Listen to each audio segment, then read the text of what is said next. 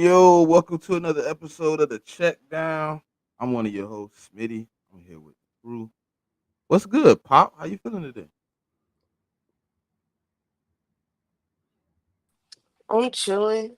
Glad to be back with the people. Man,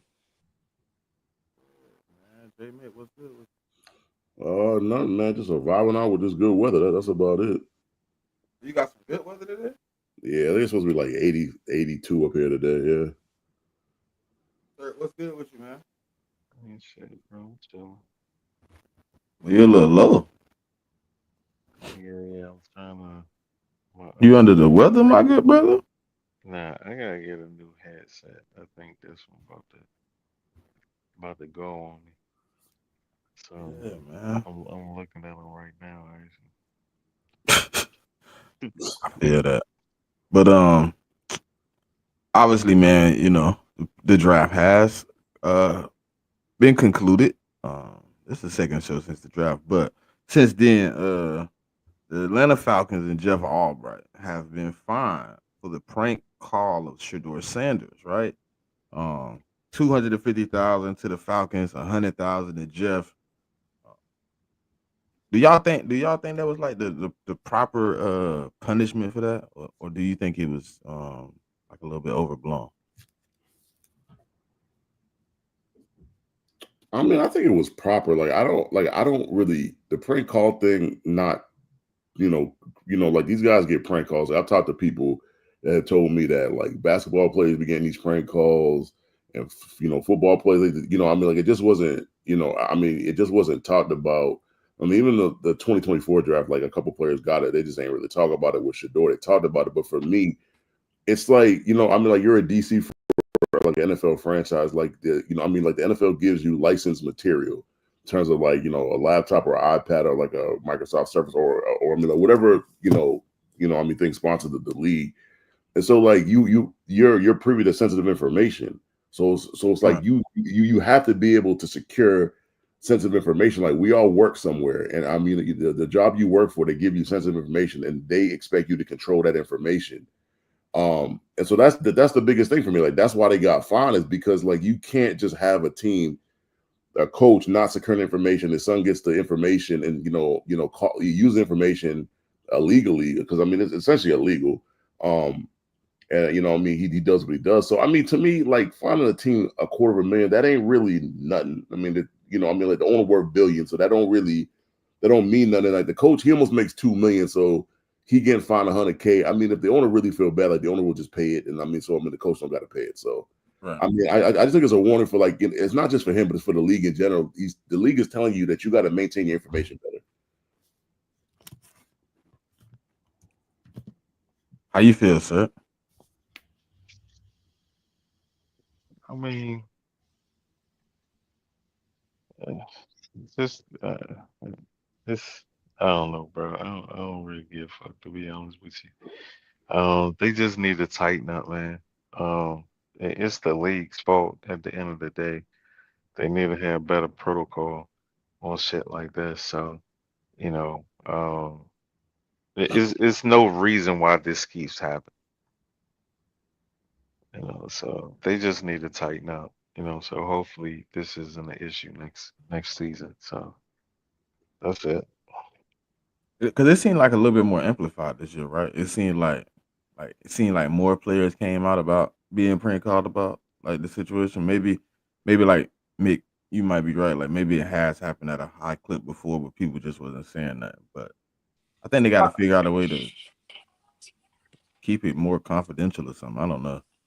I think if you just take the temperature of the draft and the specific player that everybody was talking about that was falling through the rounds, and then this happens, yes, it's going to get a brighter light shined on it just because of all the drama that's taking place And he was within live sports too. media. Yeah, so it's gonna get a lot of eyes that come with it. I do agree with Cirque though. It's not like this is just a one-time thing. If you look at a lot of draftees over the last 5, 6 years, they've all like there's a few of them that talked about they've gotten prank calls. Like their private number has been leaked and they've been prank called saying such and such team is gonna drop them at this spot, whatever. So I do agree with her. You gotta tighten up in how you secure these devices that these kids are able to just get this information from you. This specifically talking about coaches in the league that are parents. Yeah, it's a sticky situation, man. Because like you want to figure out a way, but then it's like hard because like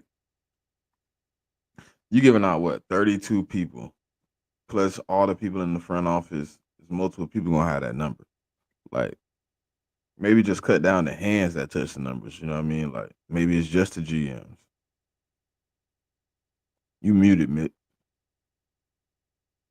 Oh, sorry about that. I mean, I don't think they're going to do that though. Like, I think they're going to treat it like corporate America treats it. Like, they're going to make you go through these classes like yearly, and web based learnings or whatever. And they're going to make everybody that has to handle this sensitive information take one of those classes, and that's probably what they'll tighten up the Yep. protocols, and that's what they'll do. They're gonna come up with a method to try to fix it though, because they definitely don't like the situation now. They had to take money. They had to put this shit out. Nah, they finna figure it out because that was live, bro. How many? I don't know how many people was on Shador live, but thousands of people, hundreds of thousands of people. You know what I'm saying? Was live when that shit happened. Like you muted again, man.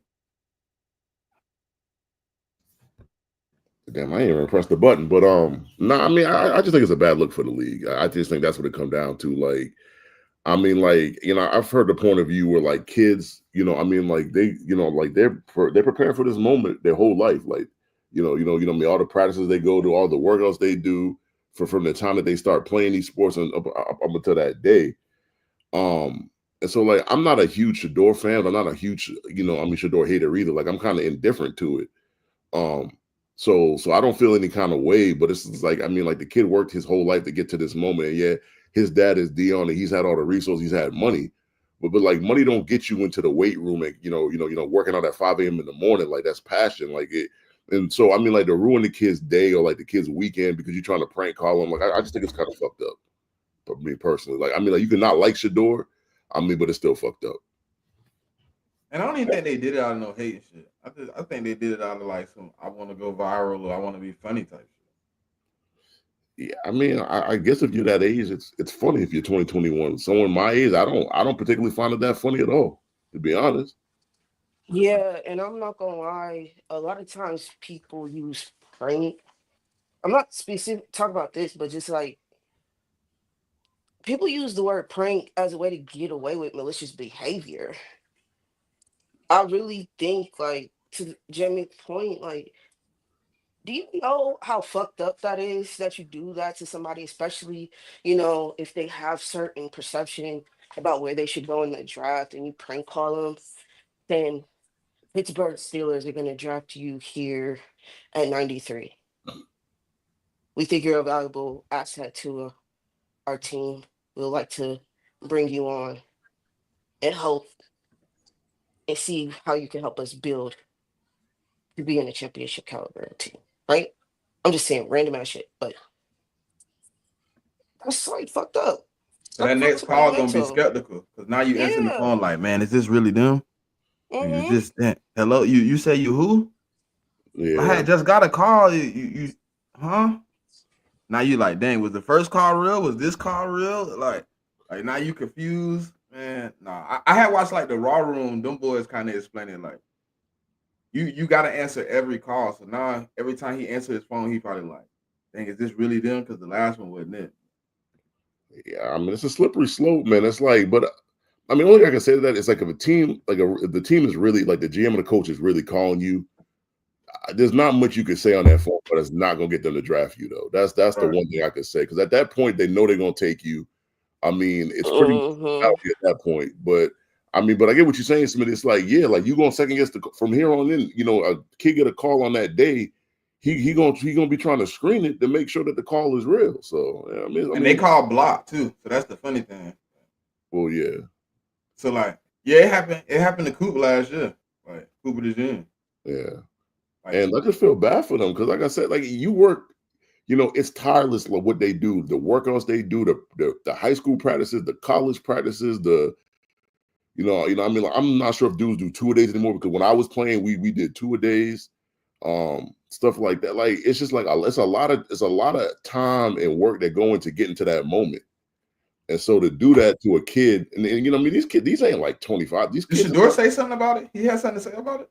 Nah, I just think the report came out. Like I don't even know. I think it was amplified, like I said, because he was live, bro. It was a bunch of people like spamming that shit. Like, oh, y'all prank called him. Y'all prank called him. He talked about it in the stream at the time, you know, but I don't think he's talked about it since. Okay. Like there was a clip. He talked about it on the stream. Yeah, okay. yeah. He talked about it on the stream. Like, yeah, my number was private only. How they got the number? Yeah, so he talked about it on his on that, but and then he was like, "Oh yeah, I remember Pac," because he was like, "I just got this number yesterday, and I only gave it to the people I was supposed to." Yeah, I remember that. I remember he was talking to Deion Jr. Yeah, I remember that part. They had the clip on what's it called on Twitter.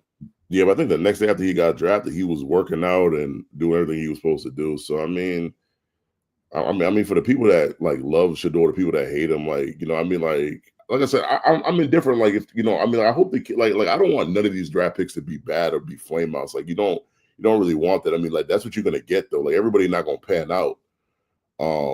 But I'm not really rooting for Shador, and I'm not really rooting for his failure either. Like, just gonna kind of, take a back seat to it, and you know, see what he does. I'm always rooting for like a young talent to come in, but hey, listen, once you get drafted to the ops, hey man, you no longer my responsibility, good brother. Yeah. Now, if he was an Eagle, hey, listen, we can have a lot of talks, but you're a Brown, so hey, look, you got to keep like Mick said, you got to keep putting the work in. It's on you now. Like that prank call, whatever. Yeah, the moment was ruined. Hey man, you just gotta you gotta put your head down and keep it moving. And I mean, a 5th round pick too. I mean, like you're a 5th round pick, like, and a lot of 5th round picks don't make the team. So you really got to put your head down and learn the playbook and do all your workouts and show up to end mini camp and just be ready to go. Yeah, he got to be ready, man, because it's a sticky situation. But we got probably a long road in front of us with this draft recap. So I don't know how we're gonna do this. How we gonna do it? Because I don't want to just go like, all right. Go round robin. Robin. Yeah, I was just gonna do that. Because I was just gonna look in the order, and I was looking to see who was the first one in order. Certified. You up first, man. Give us some good stuff about NFC. Yeah, you went first, good brother. You went first, good brother. I ain't say what's up with you. I mean, well, To be honest with you, man, I think I'm gonna do the AFC one second because I Yeah, I like assume that you would do draft a NFC lot. first. Yeah. Yeah. So so the Cardinals, man. Um, I think they eh, eh, I don't know. I like it, but I don't. Um, it all depends on Will Johnson, like his health or whatever. But I think Walter Nolan. Um, I don't think that's a reach to taking him at 16. I think that's all right. It's not that bad, depending on how you look at it. But the Will Johnson thing in his knee, that's what I mean, because he was projected to be a first round pick, one of those like shutdown cornerbacks. So it's kind of like a steal to get him at in the second round, the 15th pick in the second round. But even still, like regardless of who you pick, um, right there, if that body breaking down on them, it really don't even matter who it is or what position it is if your second round pick Because can't somebody hold said up. it was short term. It was a long term they were more worried about than the short term, right? Yeah, I mean, but If you get a it's player in the like, second round, he only lasts 3 years. You kind of but when you try to um, eh, I mean, it's a variable that we can't really measure, but it's like it's something that's going to get progressively worse. Now, will football accelerate that? Or maybe it won't. I don't know, but it's a possibility. You know what I'm saying? Like football could accelerate this little issue that he has with his knee. If it's going to happen anyway, but maybe it won't. I don't know. So, but even still, losing your second round. I mean, outside of that, man, um, Jordan Birch, I guess I don't know much about him. I know he's like 6'4", 280. So I would assume that they got him to set the edge. He had an 85 grade. Um, I'm not big on Oregon edges, but that's just me. Cody Simon. Um, I don't know, a project. Uh, Denzel Burke, I feel like he's a project too. Most of that draft picks were graded over 50. Actually, most of them were graded over 60. Overall, if everybody stays healthy, man, I think it's a pretty good draft. Um, I really like the Denzel Burke one, getting him in the fifth round. Um, but I feel like it's all going to be according to his development. But we'll see.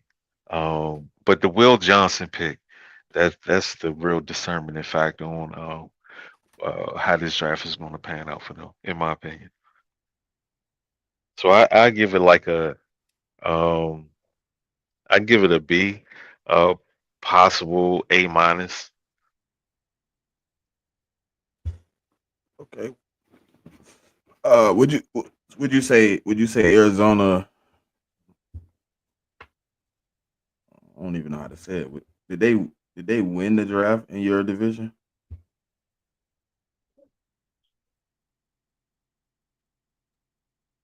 I don't know. We got to see.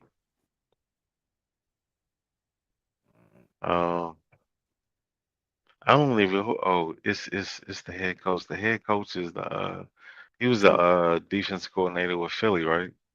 yep. All right. Well, To me, that's a Philly. Looking at it, it just feel that's like that's almost his like a show. Philly draft. Yeah, yeah. I mean, like I said, man, if Will is ready to go, bro, it's like, you know, Now, but I it, heard like when I was asking people questions about the knee, and I was like just fishing around. They were saying like he gonna play, mhm. early, but they more worried about how he lasts over time than they Yeah. are in the first few years of his career. Yeah, I think they're worried about like I think he'll be fine for the first contract. Like obviously it's a second round pick, so it's a 4-year deal. I think he'll be fine for the first. I think it's what Smitty said is it's the second deal that come into question whether he's gonna be still able to play at that point for the next 4 years. Yeah, because somebody said I was in the space and they said like basically people believe he gonna have like a Todd Gurley lifespan. I hope so. I mean, I don't know, man. Todd I Gurley don't only know. lasted what 6 years? Yeah, it only I, lasted like 6 years. I Yeah, don't know. I mean, 6 years. I I mean that's a listen to take a I dude in the just second round, and if he could play at the top tier level for 6 years, I mean you don't yeah, want to I see just him leave want at the that point, but it happens. yeah. Shit. I mean, I Todd just Gurley. want the young man to be healthy. I Yeah, don't care. Yeah. yeah. I was gonna Yeah. say like Todd Gurley is 30 and he's been on the football for at least 2 years. So just let me look at it that way. Like, I He mean, he was should. he was out the league at like 27, 28, Yeah, I 26, mean, I felt, 27. yeah. I mean, I felt bad because at Georgia, man, like. I mean, if you look at the last 10 years, 10, 15 years, like, I mean, you take Chubb out of it, like he one of the best backs to be at Georgia the last 10, 15 years. So I mean, his talent was just endless. It's just, he had knees that weren't conducive. I mean, to I mean last that long. That's all. Right. His lifespan kind of dwindled down. Uh, Yeah. So next, I guess I'll do the Rams, man. I didn't like the Rams draft at all. Um, so they traded their first round pick, number 26, to the Falcons. Um, to fall back to the second round, where they picked in the middle of the second, and all they picked up was a seventh and a first round in 2026. And on top of that, they gave Atlanta a compensatory pick in the third. So I, I feel like Atlanta robbed them on that trade right there, but that's just me. Um, I like Terrence Ferguson. Giving Matthew Stafford a target is always a good thing. Joshua Stewart. Um, I don't know. Uh, I guess. Uh, I don't know about right there at the third, but it's a developmental piece. Uh, Jarquez Hunter. Uh, One thing that I did notice, just look at, I'm gonna be honest with you. A lot of these players I don't know, so I had to go look them up and try to match up. Like I'll go to PFS and PFN and ESPN and try to see if they have any like similarities or whatever in their projections or whatever. Because like Ty Hamilton, I really didn't look into him much, but they have like three players. Um, if my hold on, I'm looking at this wrong. I think they had like three players that were graded over 50. I'm not sure what the fuck the Rams was doing in this draft. Maybe they got some type of plan. They looking at doing something in the next draft, but overall, I would give them like a C minus. Um, I ain't like it. I think the Rams had the worst draft in your no bullshit. They did horrible. So let me see. Seattle. So I'm gonna be honest with you. They started out with a guy that played tackle and uh drafted him as a guard. I just don't. I'm not big on drafting somebody to do something that you've never seen them do on a consistent basis. But hey, like I said, even with my team's draft picks, them people smarter than me, right? So, but I didn't like I can't even say this dude's name. Grace Zabel. Did I say it right? Yeah, he played. Yeah, He actually played all four positions at North yeah. Dakota State. He Well, played how? left Yeah. guard, left tackle, and right tackle. Yeah, Oh so he, yeah. yeah. Yeah, I mean, like, how many was it? Was it like games? I think I he was mean, just moving Because around. Like, everything that I looked at him, it had him listed as a tackle. yeah, I think the majority of his snaps was at center and guard. I mean, he played some snaps at tackle, but I don't like I don't think they're drafting him to be a tackle. Like I think they're drafting him to be a center or a guard because like he can pretty much do it all. So I don't like he's kind of a situation where you could put him at tackle here and there, but I wouldn't be one to start him day one throughout his whole career playing tackle. Like he doesn't really have the measurements to actually play tackle in the league. So that's a concern for some people. Um, all right, well, I guess we'll see. Allegedly, North Dakota State puts linemen in the league, so we'll see. The Nick Emenyor, um, I mean, I had him like a top five safety overall, but I think he's a phenomenal athlete. Um,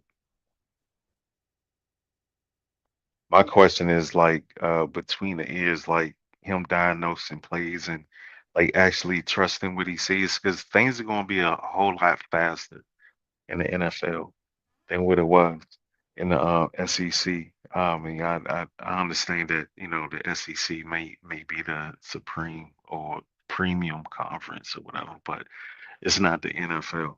That's so I don't know, man, because it's like when I look at him, I think of like a Cam Chancellor type dude, but you can't have those type of players in the NFL no more. You know what I'm saying? Like that was like 15 years ago. You can't do that no more. So I'm just my worries. Now I don't know, man. what's that He type of is over safety there though? with McDonald. Did I say his name? McDonald? Yeah, yeah. Yeah. So But this they type of wouldn't you say this they type of safety though, sir? you said what? Nick even Roy, wouldn't you say this is they type of safety? Yeah, but you can't. That type of dude. That type of dude.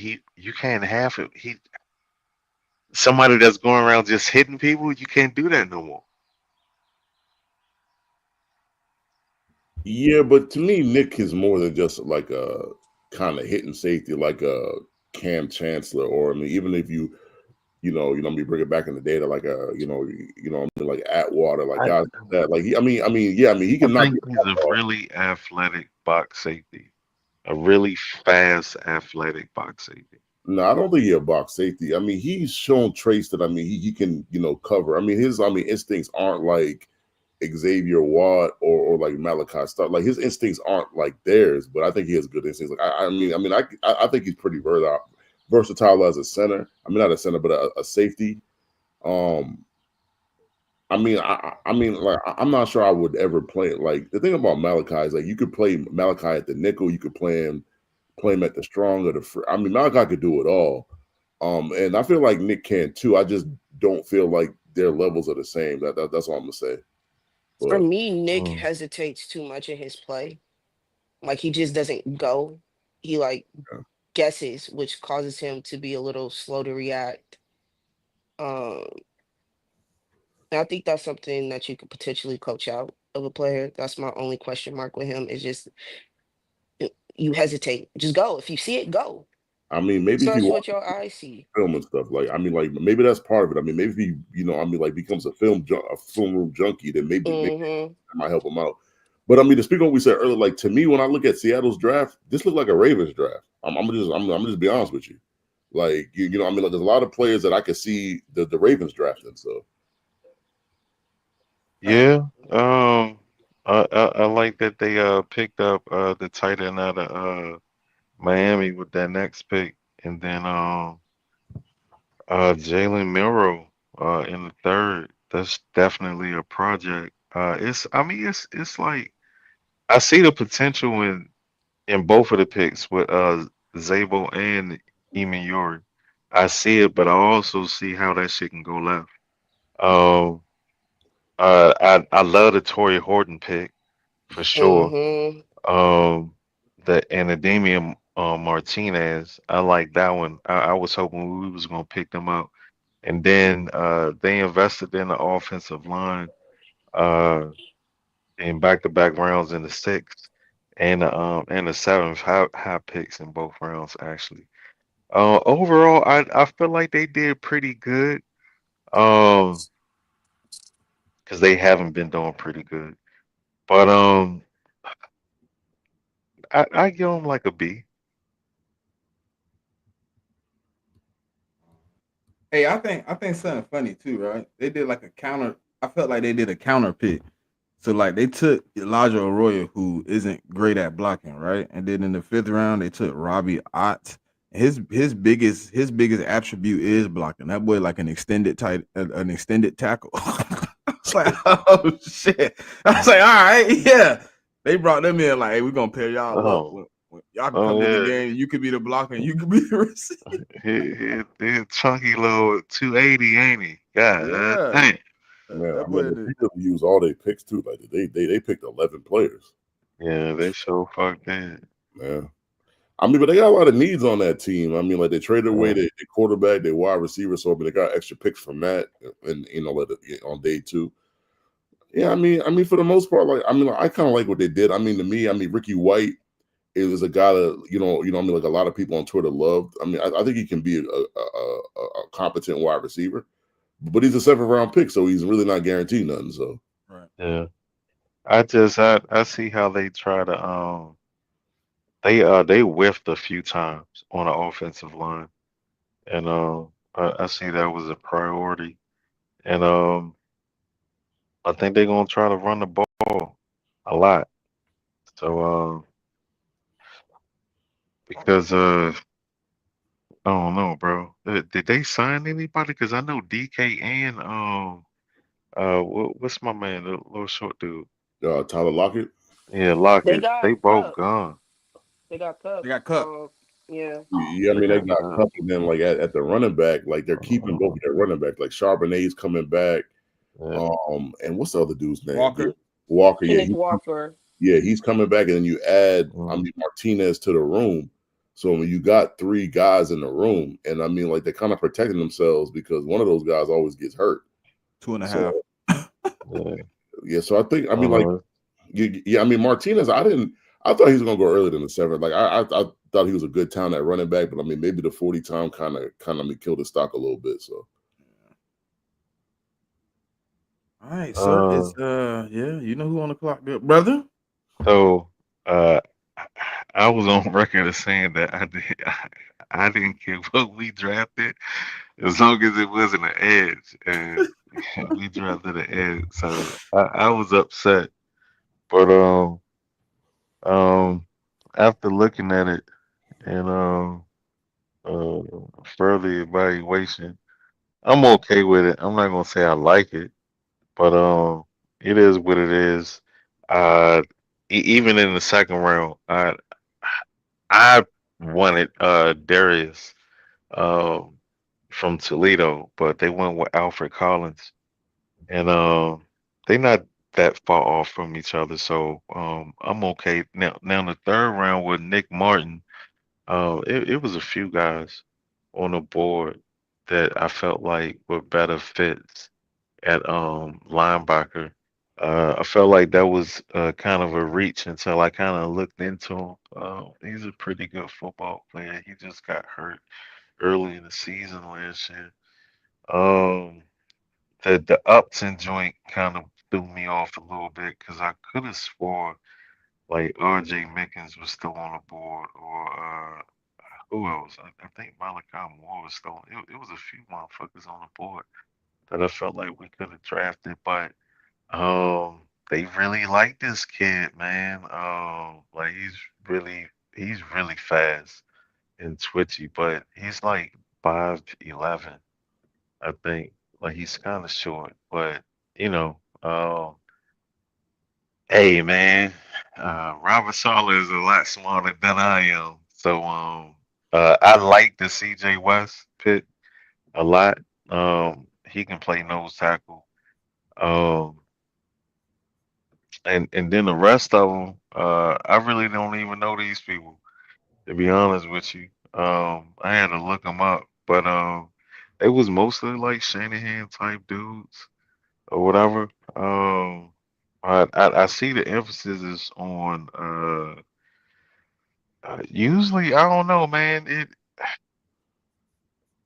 What am I trying to say? That I feel like they went for like the Larry Fitzgerald type dudes, but this time they went for like faster guys, like everybody, all of the skill position players that they picked, the guys that I had never heard of, like they all ran like sub fours, full fours in the combine. So, and we haven't had a fucking kickoff return in like 20 years, some shit like that, like 22 years. I forgot what it was, but I was like, damn, is that is that true? So it was a few motherfuckers that they drafted that had like special teams experience, but we did pick up a quarterback, Curtis Roker, um in the seventh of Indiana. I drafted him a few times on PFN, but it was only because I really didn't look into him. I recognize his name,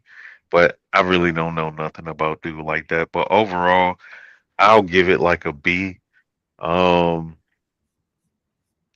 if Michael turns out to be what they say he is, so I was told, um, uh, Salah has said, you shut down the run and it accelerates your pass rush, in the Y9. So I was like, all right, well, like I said, this motherfucker's smarter than me, so we'll see.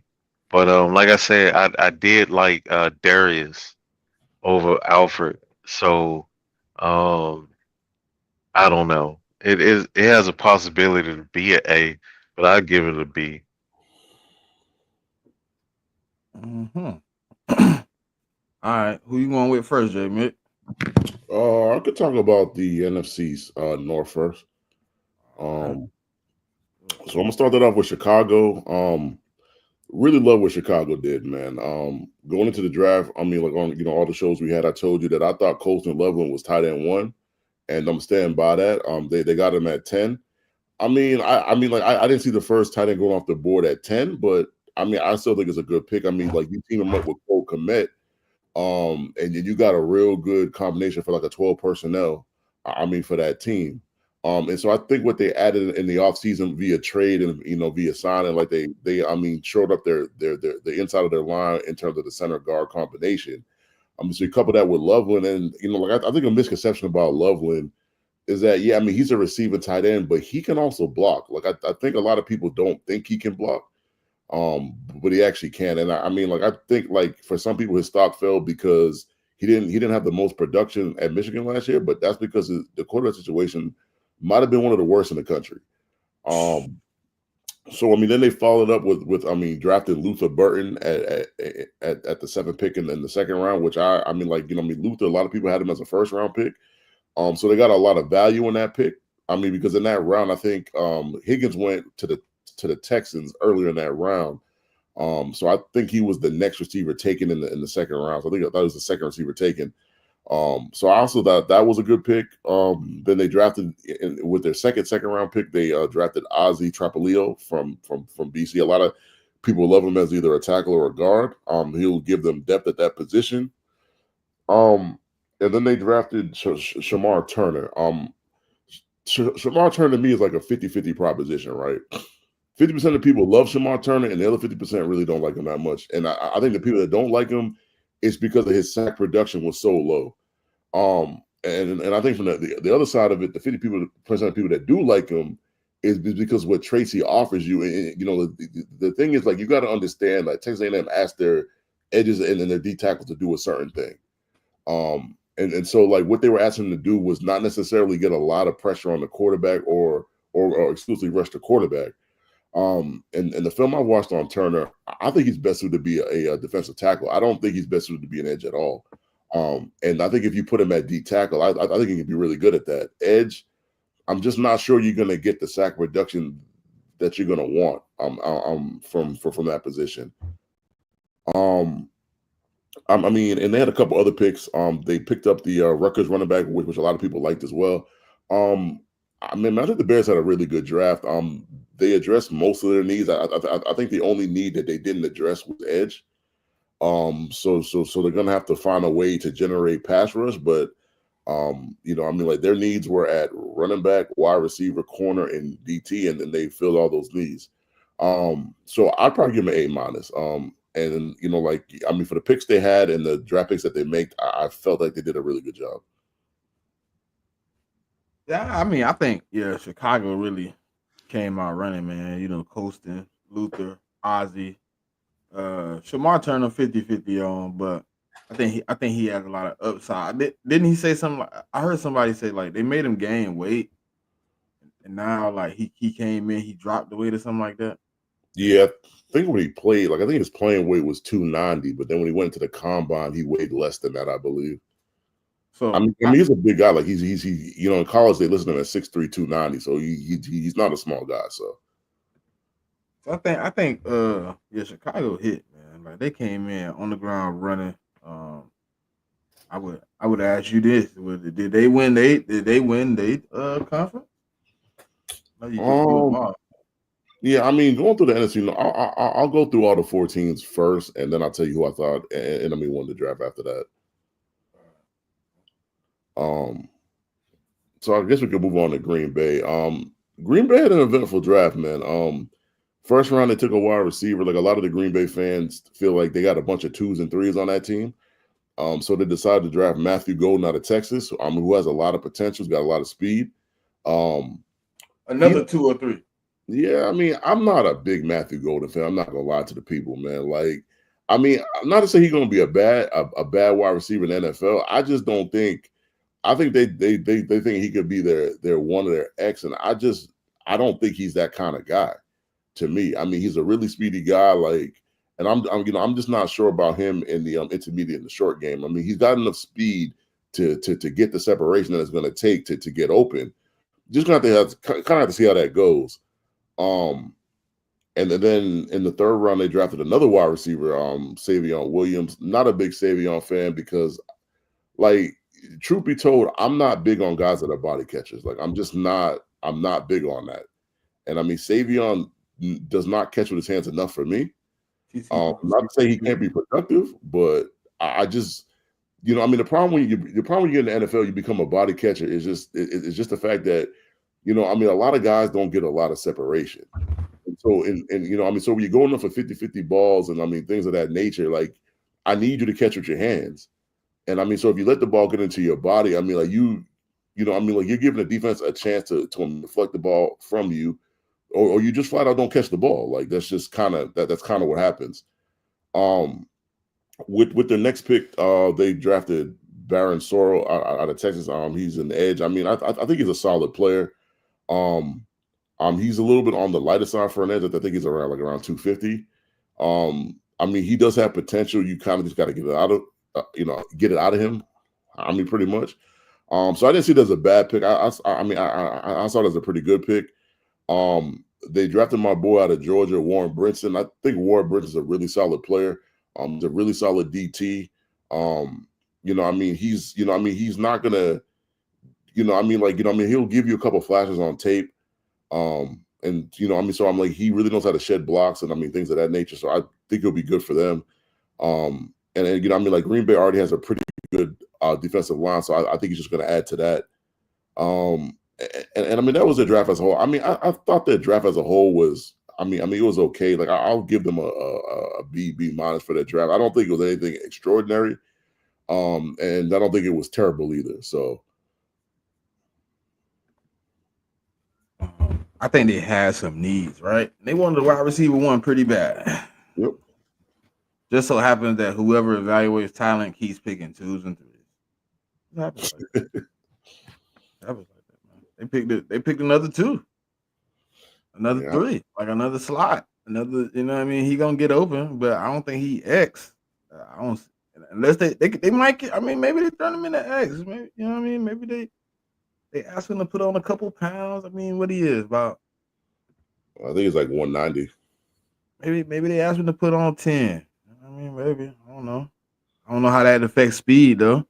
10 extra pounds might affect how fast he, get in on the cuts and stuff like that. So I don't know, man. I don't know. Yeah, B minus is about the Yeah. grade though. I mean, but this is a disclaimer to everybody watching, like, getting wide receiver ones, there's not a lot of them in the league just to begin with. So it's hard to get these kind of guys. It's hard to even draft them, especially if you're in a wide receiver draft like it was in 2024. Like you gotta be in top 15-ish to get those kind of guys. So I mean, so like unless you find one of those guys that's in a second, third round grade that you can actually build them up into that, it's a very hard position to draft for. So You have I don't even know who they could have took, but I mean, I think they could have took Jaden Higgins though. They wanted a one, like real deal, big body one. You take Jaden Higgins at that spot, you put him outside. He got the potential to be a one. That's true. I mean, they could have, but I mean, if you want to do that, then you might as well just trade back. And that's just, I mean, like you didn't have to take him there. I mean, you could have traded back with some of those teams that were 29, 30, 31, 32. I'm sure they would have traded up. So, but I mean, that's how it goes. All right. So I'll move on to Minnesota. Minnesota didn't have a whole heck of a lot of picks. I think they started the draft with 4, and I mean, I think they made a trade to get a 5th pick. First round they drafted Donovan Jackson. I'm not a huge fan of Donovan Jackson. I mean, Donovan Jackson does give you some sort of versatility though, because he played a number of games at left guard, and then he played a few games at left tackle due to Josh Simmons, going out with the injury last season. So I mean they pushed him over to left tackle. He was able to play for the 9 games. And obviously, that Ohio State won the national championship. So I mean he does show you some versatility. I don't think he'll ever be a tackle in this league. I think he's a guard. And in my opinion, like I think you could have waited. Like I'm not sure, like picking him at 24. Like I think if they would have traded back just to try to accumulate more picks, they could have traded back towards the end of the first or even early in the second. And I'm almost certain he would have been there. Because I think after him, I think the only other guard that went was the guard that went when the Dolphins traded up in front of the Patriots. The kid out of Arizona, I cannot pronounce his name. But I mean, it's not I don't think it's a terrible pick. I think to me it was a little bit of a reach, but it wasn't bad. Their next pick, they drafted Ty Felton, wide receiver out of Maryland. Like a lot of people like Ty Felton a lot. Ty Felton does give you the potential to be an XY receiver. So I mean, he does give you that potential, and I mean, you're teaming him up with Jettis and Jordan Addison. I mean, that's quite a trio for the kid, and I mean, the kid can learn from really good, wide receivers in that room. So I do like the potential of a Ty Felton, and I mean, if the Vikings don't re-sign Jordan Addison, I mean, at least you have a guy behind Jordan Addison that can step right in. Their next pick was until the 5th round. Drafted my other boy out of Georgia, Tyron Ingrams-Dawkins. He was an edge for us. I mean, he's pretty much like a hybrid player, man. Like, I mean, he's like, to me, I think he'd have been a higher pick if he showed more consistency. I mean, he can definitely set the edge. I mean, like that's something that Georgia we require out of our edges. That's just something that you have to be able to do. And if you can't, I mean, Kirby not going to play you that much. So that's just the way it is. I mean, I think in the 5th round, like that was a solid pick. And they also drafted the linebacker out of Penn State, Kobe King. The Vikings actually had a really good defense. With Flores calling the defense. I didn't love this pick because I think they needed a corner more than they did a linebacker.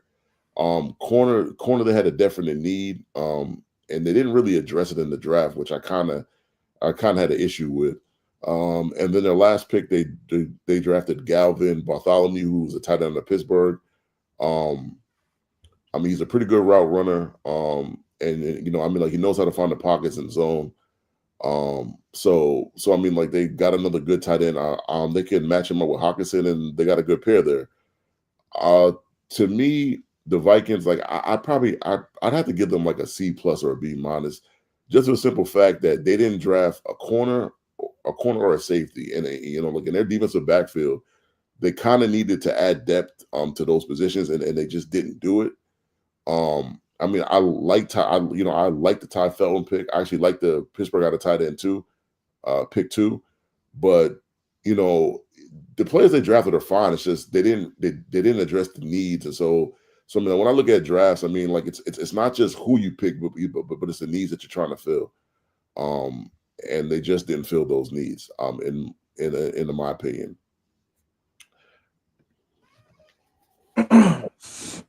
So you got one more team left? Yeah, I got Detroit.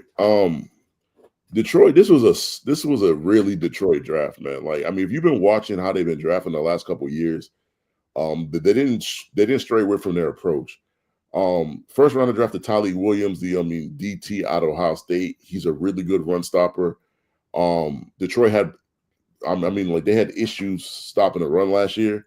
So they're gonna plug this kid into the defensive line, and I think it's gonna be tremendous for them. Like I said, like he's a run stopper. And so that's exactly what they needed. I mean, to me, he's a plug and play kind of guy. Like, I don't think he's going to need to sit long at all. Like, I think it'll be, like as long as he learns the defense, like I think day one he's going to come in there, and he's going to make a contribution. I like the pick. Thought it was a tad bit early because like most boards that I've seen had him going in the early to mid second. But I mean, they were probably concerned because they didn't have another pick to the end of the second. Like, I guess they were concerned that by the time they came up in the second, he wouldn't have been there. Because I mean, and then you had teams like Buffalo needs a run stop in DT, and a couple other teams that drafted those guys in early to mid second round. Their next pick was Tate Rutledge out of Georgia, guard. I mean, it's a guard that a lot of people loved. I thought he was gonna go early third. I mean, he went late second, which is kind of in the range that I thought he would go. Tate is a really good guard. I just think last year, he got injured, and I don't really think he ever recovered from that injury. And it showed in his his play in the film. And a lot of people will say that he can be an all-pro guard. I'm gonna wait on that. I definitely think he's going to be a really good guard in the league. He's got all the traits that kind of match up to being a good guard. And he goes to a really he goes to a top 5 offensive line in the NFL. So I just think that the Lions know how to use him, and they're gonna make the most out of him. Their next pick in the third was Isaiah Tesla. He's a guy that shined in the Senior Bowl. To me, this was a little early too, but they identified the guys that they wanted. And at the end of the day, I mean, certain picks might seem early, but if you try to wait and you don't get the player, then I mean that's the worst case scenario. So I mean, I think he can fit in. He's a bigger wide receiver. I think he's like 6'4" and is 200-ish pounds, like somewhere in there. So I mean, like he's also like a deep threat as well. So I mean, he not just has the size, but he also has the speed. And I mean, like they're in need of a third wide receiver because they have St. Brown and they got J-Mo. So I mean, this is one of the needs to kind of pick up either a third or fourth wide receiver, and I think and I think they did that. They also drafted Ahmed Hassan, who was also at the Senior Bowl. This is an edge rusher that I really liked, and I liked it for my team in the late rounds where they got him. I think they got him in this late 6th, and I think that's good value because I kind of have him going in the 5th or 6th. He hasn't played football that long, so I mean the upside on this kid is pretty good. I think he started playing football. It was either his senior year in high school or I think his freshman year in college. So he hasn't really reached his ceiling yet. I mean, he has a lot of potential. And I just think if you pair him with Aiden Hutchinson, I think the kid has a trace to be really good. And being on the other side of Aiden, he's going to see a lot of single teams, and then you add Tyleik into the mix. I mean, like Ahmed, if he can capitalize on his skill set, I think he could be really good for the Lions. And then with the last 2 picks, they picked some more Georgia players. They picked Dan Jackson, safety. To me, he's a box safety. I mean, he's a thumper.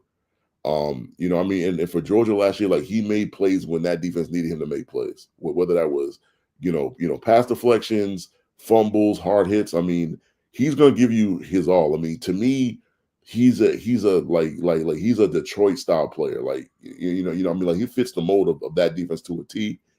And then they also drafted Dominic Lovett, wide receiver out of Georgia as well. I mean, like Lovett's cool. Like, I mean, like he played at Missouri first, and I mean, then he transferred to Georgia. Um, I don't really have high hopes for him. I mean, maybe he could be their like punt return or kick return or something like that. Um, I think that's how he's going to have to make the team because I don't think he's going to beat out Tesla, and I don't think he's going to beat out the other two RCs that they have. So I mean, he's probably going he's probably going to go to special teams route first, and then I mean maybe he can make the team. And I'll give Detroit a solid B. So going through all the teams in that division, I'd have to say that the Chicago Bears had the best draft. They drafted for their needs, and the players that they got for their needs can definitely be impact players as well.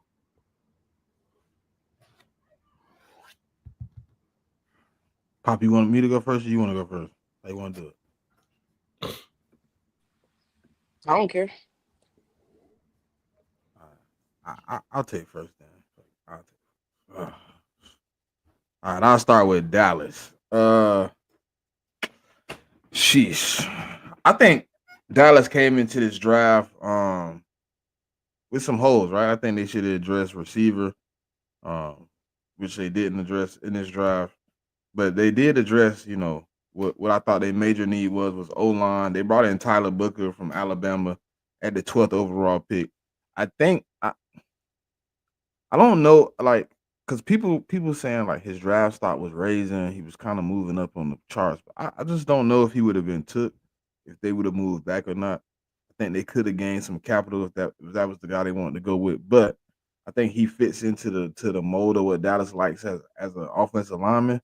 Um, so I think that was a pick that, kind of set well with them. They believe they needed, an extra O lineman. They just lost Zach Martin retiring over the last 3 or 4 years. They pretty much lost the the solidified line they had for years, right? Zach Martin leaves, Biotish, Tyron. They lost all the elders on that line. So they're kind of rebuilding it slowly. Last year they took Cooper Beebe, Tyler Guyton, and then they add in Tyler Booker. So I think they could have added some offensive talent at that point, but I really think they could have took some better pieces there, but they took what what I'm saying they believe was the best pick. In the second round, they got Donovan Ezeuruke. I think this is a top quality pick to add to that defensive line.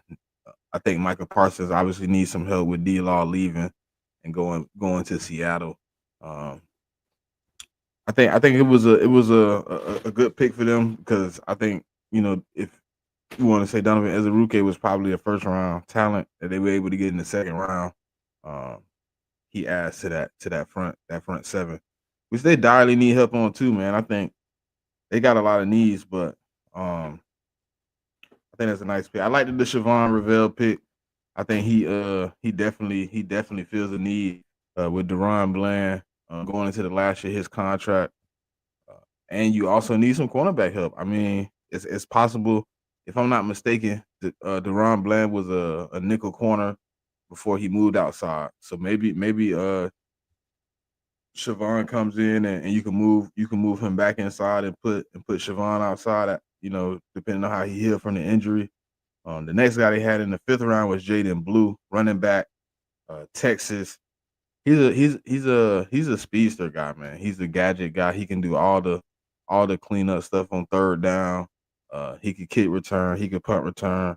High end speed, change of direction, crazy. Like I really liked him. I really wanted him on my team, but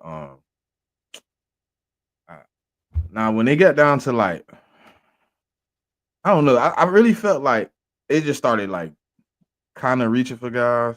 But I did like the I don't know how to say his first name, but he's from Oregon, Cornelius, the tackle. I like what he could do with his athleticism as a tackle. I think if he gets in the rotation, I think he could probably fill himself a spot out with them there. I didn't like Phil Maffa as a recruit, right? I thought if they were gonna take a running back at that point, I think they should have took dude out of Rutgers. Um, I think that just me personally, I liked it. I liked it. Mufang better than I did. Phil Maffa. And I mean they did go into this, but I think like the ultimate thing was they should have came out with a running back. I mean with a receiver. Because who is like on the other side from CD? Like you addressed a lot of needs, but you really didn't go in and get a receiver at all. You didn't draft one receiver. Like even in the sixth, seventh, fifth, sixth, seven rounds, like even like the Toy Hortons and stuff like that, who was on the board when you didn't pick up any of those guys, man. So I mean, I think they addressed some of the needs that they needed, but I think ultimately, I'm gonna give them a solid B. I think they missed the ultimate need, man. Wide receiver in a draft full of wide receivers. I think they dropped the ball. Next on the board, the New York Football Giants. What did I do with it? Look at my pictures. Hold on. My bad, y'all. All right, so with the first pick, the third overall pick in the first round, they took to me the best talent in the draft. Took Abdul Carter. Um, I mean, obviously at that point there was no wrong answer because you had the number 2 overall pick, Cam Ward, and if you wasn't sold on the quarterback, then yeah, obviously you go Abdul Carter. Um, and I think they made good value trading back into the first round to get the 5th round option on Jackson Dart. I think trading back in and not having to give up a first was a really good thing to do. I mean, they only had to. I think they gave up 2 seconds, which is the value of a first, but um, I think that's worth if you believe the quarterback is the one you want. Jackson Dart definitely was a great pick.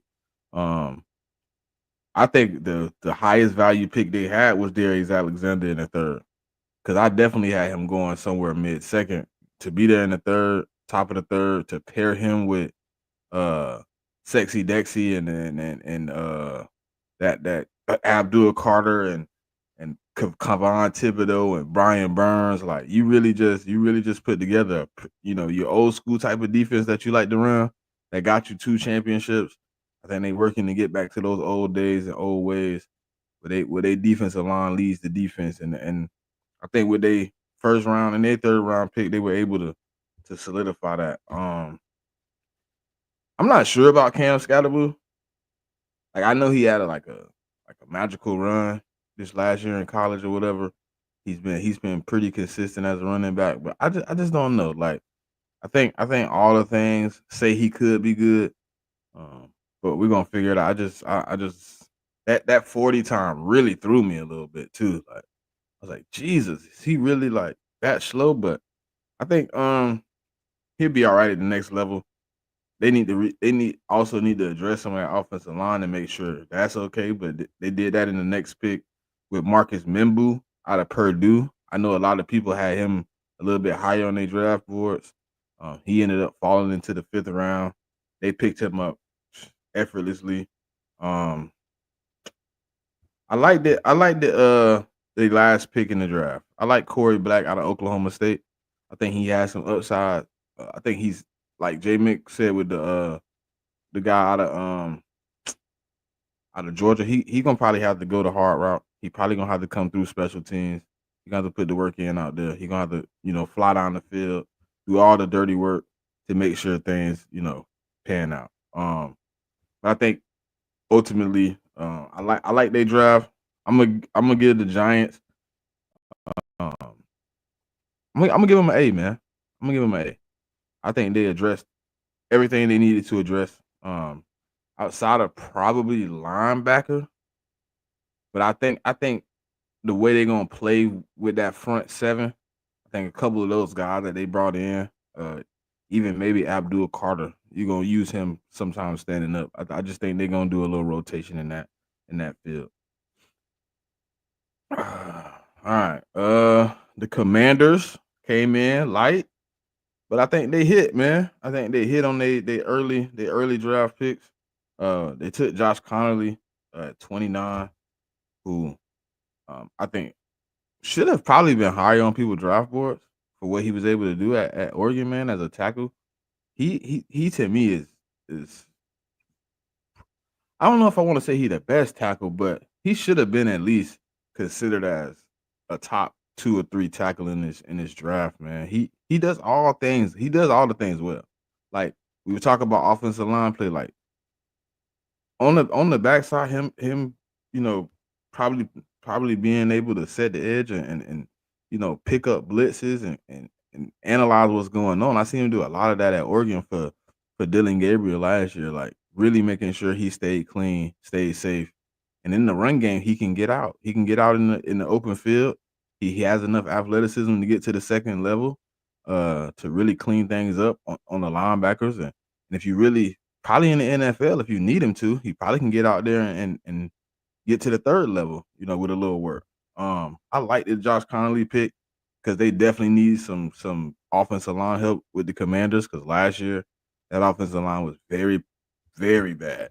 Um, they were giving up pressures like crazy. I think he comes in with the addition of Laramie Tunsil in the offseason. I think that offensive line has improved a lot. You know what I'm saying? In just a few picks, like you got Sam Cosmi, you got Josh Connerly, you got Laramie Tunsil. Um, I think they still got Tyler Biotish at center. Um, and I think you're in a good spot, man. And then my favorite cornerback in the second round they took at 29, Trey Amos. I really like Trey Amos, man. 6'1", 200, can play inside, can play outside, play in zone, play in man. Um, really good cornerback, man. He got a few things he need to clean up. He can get a little handsy at times, get a little handsy. But he has the recovery speed. He can run step for step. Like that man there to me is to me was my favorite cornerback in the second round. So I think them coming in and getting those 2 picks off the rip with what their cornerback room and their O line room look like, they addressed 2 major needs off the top. Um, then they came back and got Jalen Lane. Now, me in particular, like I know they wanted to address receiver pretty bad, but I think in the 4th round, man, they probably should have attacked like edge. You know what I mean? I think they needed an edge, bro. Like I know they wanted a receiver, but I think like they should have really went edge because they struggled to get like pass rush last year. Like they were simulating a lot of the pressures that they were getting, and it was majority on like a team effort. I think they could have added a guy to that room, but they took Jalen Lane out of Virginia Tech, who I think 4.3 speed, 5'10" can. I think you got that guy on the team already. You know what I mean? I think you came in and you brought in a replica of something you already have on the team. Um, I think they could have addressed edge, but they addressed wide receiver, which to me was not high on the priority list of what they needed. I think the higher priority was either edge or running back because going back into this season with Austin Eckler and D-Rob to me wasn't the best option because they proved what they were able to do in crunch time situation. Both of them boys love to put the ball on the ground, and that just wasn't it wasn't the greatest opportunity for me. I think I like Ja'Cory out of Arizona, but I don't know what his upside is as far as a running back. You took him in the 7th round, so obviously you didn't bring him in to really compete in that running back room in a deep draft. I just think they could have executed better. But I like their first 2 picks, man. I think they hit the ground running, so I'm gonna give them I'm gonna give them also a B. Man, now I gotta do this draft. Jesus Christ, talk about this thing so much. All right, in the first round, 31st pick, we we took Jahad Campbell. Um, coming off of a shoulder surgery. Obviously coming to the Eagles, off a Super Bowl win. Having to replace some talent at the edge. We lost Josh Sweat. Um, we lost Milton Williams, who can play inside or outside. So we lost some versatility in that room. We brought in Jahad Campbell, who can play edge and play a little linebacker with Nakobe Dean possibly being out early in this season. You get a guy who's very versatile. Um, to me, like his only thing is like just trusting his eyes. Like, you know what I mean? Sometimes he'll get caught up in the traffic and get washed. He just gotta trust what he sees.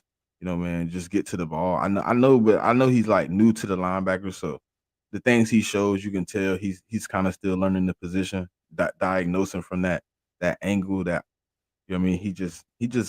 He got to get better with it. Hopefully, he heals properly, man. I trust my staff to get it together, put him through some health and rehab, get him back out there on the field. But um, I think it was a still though. Like even though he's hurt, even though it's at 31, I thought like he probably should have been an earlier round pick. I know even when we did multiple mock drafts, he was took somewhere between like 17 and 20. Um, so for him to be there at 31 to me was a blessing in disguise. I think, Jahai Campbell comes in, he brings a little bit, of something we haven't had. Well, what we have had, but not had. Like, you know what I mean? Like Zach Bond, we did it with him. He's 28 though, right? You bringing in a guy who's young, speedy, powerful, like he could do it all. Like I think him being next to Zach Bond is gonna be a perfect mixture where he can teach Jihad kind of how to play that role, even though I don't know if he's gonna play that the level of Zach Bond last year because that was a shocker. But I like the Jahai Campbell pick to an extent. I don't like injuries, but um everybody telling me it's gonna be okay. So I'm gonna listen to y'all. With the second pick, we took a guy that I liked a lot. Andrew Makuba out of Texas. To me, he's the replica of CJ Gardner Johnson. Like in all aspects, like height, weight, play style. The only difference is probably like the, the the trash talking and shit like that. You probably don't get the energy the same, but like Makuba come down, he'll clean you up.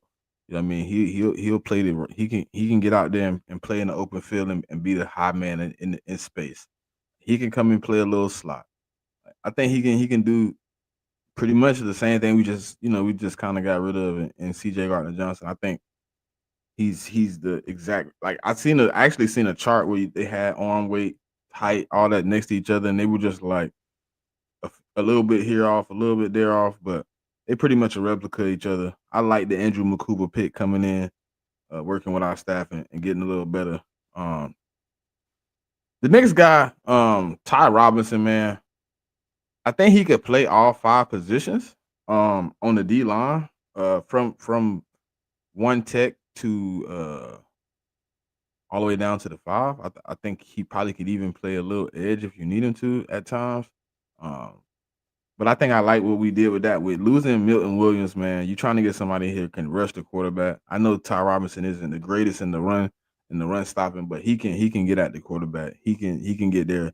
He's very aggressive, high motor.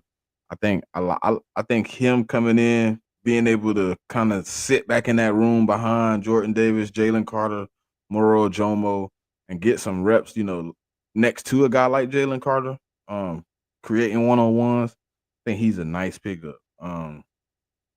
Mac McWilliams, he's interesting to me, man, because he has all the measurables to be a nickel, but when you watch his tape, he's playing a lot of outside. It's interesting to me, but he came out of UCF. Um, I think our biggest pickup was Antoine Power Ryland, edge out of Virginia Tech. Um, I thought he should have been probably a fifth round pick. We got him in the sixth. I think he probably could have even been earlier than that. But he has, I guess they say he has the shorter arms or whatever like that. And but he's 6'3", 250. I like what he was able to do on the edge. If I'm not mistaken, he's been in the top leaders in sacks over the past few years in the SEC. Um, that was a good pickup for us. And then the person that Pop, be harassed me about that I shouldn't have picked up, Drew Kendall, Boston College, center. I think he gonna be multi-league trained. He gonna be multi-league trained at center and guard. It's a possibility going into camp. Him and Tyler Steen are fighting for that starting position. I really like what Drew Kendall brings to the table at 6'4", about 310. Bro, he can really blow you off the ball. He can pull. He can create a lot of space with how aggressive he is at the point of attack. I like how he can hold his own in that position. He has played a lot of center, but I think he has definitely the capability to play guard and do all the things necessary. So him and Jeff Stoutland probably gonna be working very close together. Hopefully, going into this camp, we do have a position battle for that guard spot. Cause I'm never for just giving it up to somebody because they've been here. Um, but going through the NFC East, the teams that drafted, I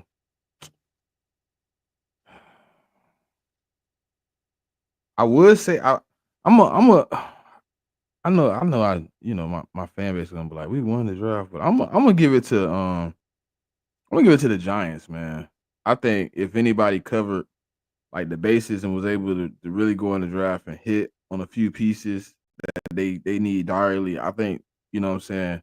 They only had 6 picks, and I think to me four to five of those picks covered needs. That were top of the priority list. So I'm gonna give it to the Giants as who won the draft. Pop on you.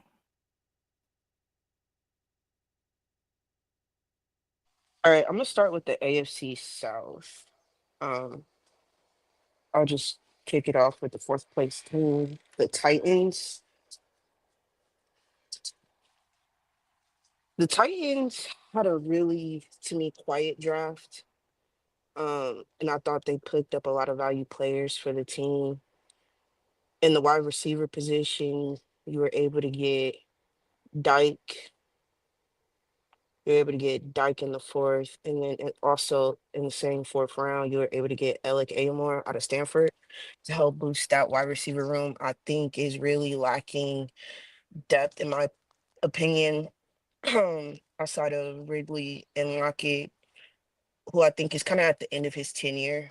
And so you add a speed guy like Dyke from Florida, and you add a possession receiver like Ellick. I think that gives you more versatility on the offensive side of the ball. They also were able to get Gunnar Helm out of Texas, the tight end, in the fourth round, which I think is a big boost for their tight end room. I don't think they've been able to solidify a tight end, like a tight end one. And I think just adding a guy like Gunnar Helm, who kind of can give you some blocking, also receiving ability, I think that's a great thing. And then they got my left guard, who should have been my left guard, Jackson Slater out of Sacramento State, in the fifth round, which I think helps add some juice to that offensive line, especially the interior position. I think needed a little upgrade. I do like a lot of the offensive side of the ball picks that they made because to me the defense, it was good, but when you have an offense that's constantly turning the ball over, that's constantly having three and outs, it's hard for you to get consistent with your play. I think they were on the field for majority of their games, and getting a quarterback like Cam Ward and then also adding this young talent to the team can give you a chance for that defense to just fly around. And they got to add to that, they got Olafemi Oladejo out of UCLA. Um he was like one of my favorite second round, third round guys for teams to target. I like the upside you get with him. That's a boost to help that front seven that the Titans like to have.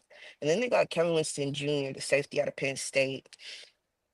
My one question for about him is he did miss all of the 2024 season last year with a partially torn ACL. Um, there is projection that he should be ready to go for week one. It looks like he will be able to be in training camp as well. So you add that piece to the secondary, I think that gives a great edge um for them. The Texans. The Texans being able to get both Iowa State wide receivers it was crazy to me. I was not expecting that. But for a I think a very depleted wide receiver room, Stephon Diggs leaves. Tank Dell is going to be gone for the rest of the year. So you just have Nick there, and you do bring in Christian Kirk, but to me, that's not a big get considering he's been in the league 7 years and been injured 5 of the 7. So I think you really need to add some depth there, and being able to trade back with the Giants and getting Jaden Higgins and Jalen Noel, I think is a big boost to that room. They're also able to get Ursary out of Minnesota, the offensive tackle, and Woody Marks, who I think kind of was flying under the radar. He's the running back out of USC. I like his upside. I think he is a kind of solid guy. He's not fast, but he plays fast, if that makes sense. Um, and he knows how to hit the holes with power and aggressiveness, and he's good coming out of the backfield as well. So you just give that offensive line, well, not the offense, but just the offense a talent boost that I think they desperately needed. And on the defensive side of the ball, I think they got great value picks with Jalen Smith, the cornerback out of USC, and Jalen Reed, the Penn State safety, who's another sleeper safety pick. They were able to get him in the 6th round. And I think they already have a solid defense if you just look at all levels, but just adding potential rotational guys for D'Amico, I think that was a great job in them addressing that. The Jaguars. That is interesting. I don't really know what to think about their draft. I think they did solid for the most part. Like I think you got your cornerback, Caleb Ranshaw, Tulane. You got Brashad Tutton out of Virginia Tech, a running back, which I think is a help because ETN is not it for me. I get he was injured, but he just hasn't been the caliber of running back I thought he would be.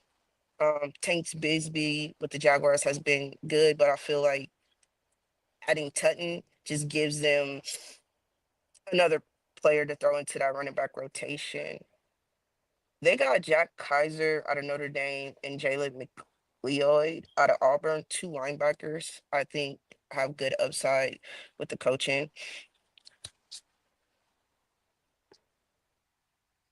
But the Travis Hunter, like, I don't think anybody was expecting that trade to happen in the draft when it did. And I think getting a talented player like Hunter, playing him with Brian Thomas Jr., giving him defensive packages, I think that's a good potential value pick. We won't really know how this works out for them. I think we'll have enough evidence in 3 years, but right now, to me, I think they addressed positions that they should have. I do think they probably could have gotten a wide receiver in some of these rounds. They could have potentially got a D tackle as well. But I do feel that they hit a lot of needs with the picks that they got, and we'll see what happened. What happened with them? I've always said that I think coaching is the issue. We'll see if maybe it's culture because I think you can get pretty good coaching now, but if you're still not able to make something shake in a division, that yeah, the Texans are the favorites, but I don't think like they have a chokehold on it. I think there's teams within this division that have the ability to kind of knock them out of first place. And if the Jaguars get it together this year, they potentially have that, but we'll see. Just a lot of transition in the front office for me that kind of has me questioning that. And the Colts. Tyler Warren to the Colts was just like a match made in heaven. I feel like if you did any mock draft, Tyler Warren somehow always made it to the Colts at the tight end position. And I think that was a great get for them. I don't think they had a tight end that has kind of the production that Warren could potentially give you. I do think last year was an outlier for him with Penn State. He never really produced like that, but I do like his upside. Um, then they got DJ Giddens, the running back out of Kansas State, which I think was a very sleeper running back pick. I liked him. I like him a lot. And you give somebody behind Jonathan Taylor. I think they've been trying to find that too, and he has the potential to take that two position. On the defensive side of the ball, they got JT Tuamalu out of Ohio State at edge and Justin Whaley, Minnesota, a cornerback.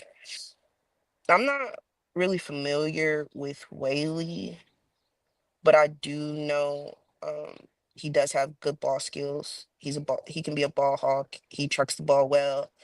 I'm not sure how he'll hold up, but I do think that's a piece that the Colts can use in the secondary. And Tuamalu, just adding him to that front that they've been trying to build, I think that's a good upside. I feel like they solidified their line to me. I do feel like they probably could have gotten a linebacker.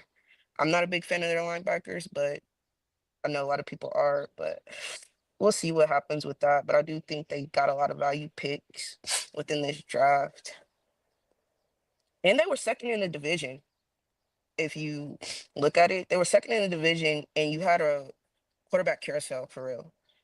And you add these pieces to it, and then they were able to pick up Riley Nenner out of Notre Dame, the quarterback, in the 6th round. I don't know if he's the difference maker for that quarterback room, but we'll see. Um, that's my biggest question about the Colts going into this year is who's going to be your quarterback of the future? I'm not sure if it's AR. I don't know. Um, so we'll see with that, but I do think they had a solid draft. Um, the team that won the draft to me was the Titans because you did what you were supposed to do. You got your quarterback, you got pieces for your quarterback to work with to add to the offensive talent you already had on the team, and you got an interior guard to help protect him on that line. And you got quality value with those picks as well. I think all of the guys that they got are starters in this league. And you add to that, so to me, they won the draft because you did what you're supposed to do. And I think you got it right.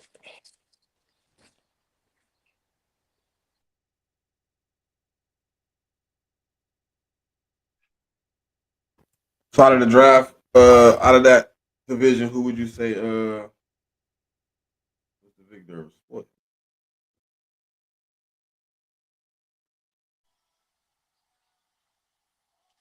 I didn't hear your question, Smith. Who won the draft in that division you would say? The Titans. I do. I think the Titans won the draft because you went in there with a plan, and I think you executed it greatly, and you gave a boost. Right. For me, for the offensive side of the ball, I didn't think they needed to do much from the defensive side of the ball. I think you needed to build around your quarterback, your franchise guy, and you did that. You got a speed guy, you got a possession receiver to add to what you already have. And putting them in the room with a Ridley, with a Tyler Lockett. I'm not sold on Burks. I'm not uh I'm not sold on Traylon Burks, but you add these two young guys I think have high value, have high upside to your young offense. Yeah, Titans won to me. All right. So we move on to the next one. All right, I'll go first, man. The AFC North. All right, Baltimore first. I think their first 3 picks were completely disgusting because they wasn't supposed to stop me at 27. But Malachi Starks at 27, safety out of Georgia. Great pick, man. Like to add him to that defense with Hamilton and that front seven that they've put together. I think obviously with a top defense last year, They just got better. Then you add Mike Green to the edge. With some young edges that's already there. I think like they really improved like that defensive side of the ball, and then you bring in Emory Jones Jr. at offensive tackle to really come in and help out as probably their right tackle coming in. Um, I think I like. Hold on, let me see. I'm not sure about the Teddy Buckingham pick, but I think he has some high upside coming out of Cal. I think you could possibly have him in that rotation, but I think like the pick that I'm kind of like feel like he has a lot of opportunities is going to be LeJontay Wester and Aeneas Peebles. I think going into that D tackle room, like um, I think that's a really good spot to be in. I like Robert Longerbeam to come in and play some special teams. I'm gonna give the Baltimore Ravens a solid B plus on that drive, A minus if you like. Um, Next on the board is the Cincinnati Bengals. In the first round, they took Shamar Stewart out of Texas A&M. I think they reached a little bit for this guy. I think you had an opportunity possibly to take some different pieces in this draft because I think you needed some DB help. In my opinion, you need some DB help, some tight end help. I mean, you probably could have addressed some other things, but edge is where they went. Shamar Stewart, um, 6'5", 267. He can tap into some potential. I think just looking at the draft, I think he maybe went a little early, but it took in the second round Demetrius Knight Jr. out of South Carolina, 6'2", 235 linebacker. Um, I think he got some potential to be, one of those guys, man. And they needed some help on that defensive side of the ball. Um, I think they went in and they addressed linebacker here, but then they came out in the third round and drafted Dylan Fairchild. Uh, I think, obviously, to me, offensive line could have been later in the draft, in my opinion. I think they needed some more defensive help with that defensive performance they had last year. They've already showed what they can do on offense. And I don't think Dylan Fairchild comes in and fix any of the holes that they had. I think Barrett Carter, bringing him in from Clemson is another address piece, but I think um, I don't even know if that's like where I would have Barrett Carter in the fourth round. I still think that's like a little bit of a reach for him. I had him a little bit later in the draft. Um, and then in the last round, you took Taj Brooks. Um, I'm gonna give the Cincinnati Bengals a C plus. Uh, I think they did not address enough of their of what they needed on this team. You went into the draft with probably, I know the stats may not show it, but probably the worst defense in the league. And you had 6 picks, and you could have addressed a lot more on the defensive side, especially cornerback, especially edge. Like I think you could address some other things, but you didn't. Um, I think you had a small need at tight end, and I felt you could have touched up on, but um, I'm gonna give him a C plus. Uh, Now the next one, obviously Pop talked about the trade with Cleveland. Um, Out of that second pick, you know what I'm saying, they receive some great compensation. They trade back and they get Mason Graham to add to that defensive line. Um, I like what they were able to do by adding some talent next to Miles Garrett and that defensive line. They've been pretty good as far as the line goes over the past few years, and I think they had Mason Graham with the compensation they receive is definitely worth the fifth pick in the draft, right?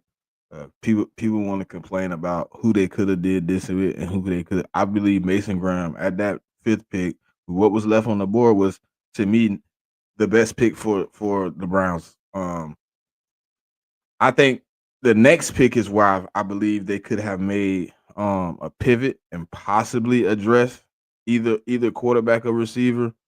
In the second round, they took Carson Switzer out of UCLA. I know because I know they had the next pick. I think to me, like if I was them, um, I might would have took Luther.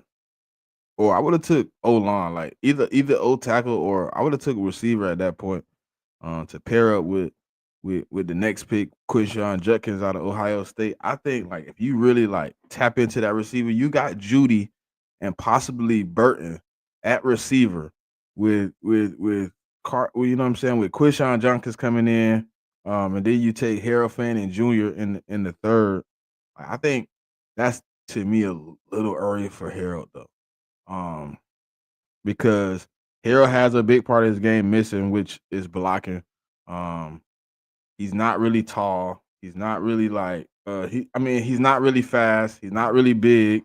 He's just like he's like a big slot, like how y'all say. He's not really good at being a down in the 3-point stance type of tight end. He's not really super fast where you put him out in the slot. So he's like a I don't even know, but he got for sure hands. I like Harold Fanning Jr. As far as a prospect. But then the draft got sticky for me. Like Dylan Gabriel at 30.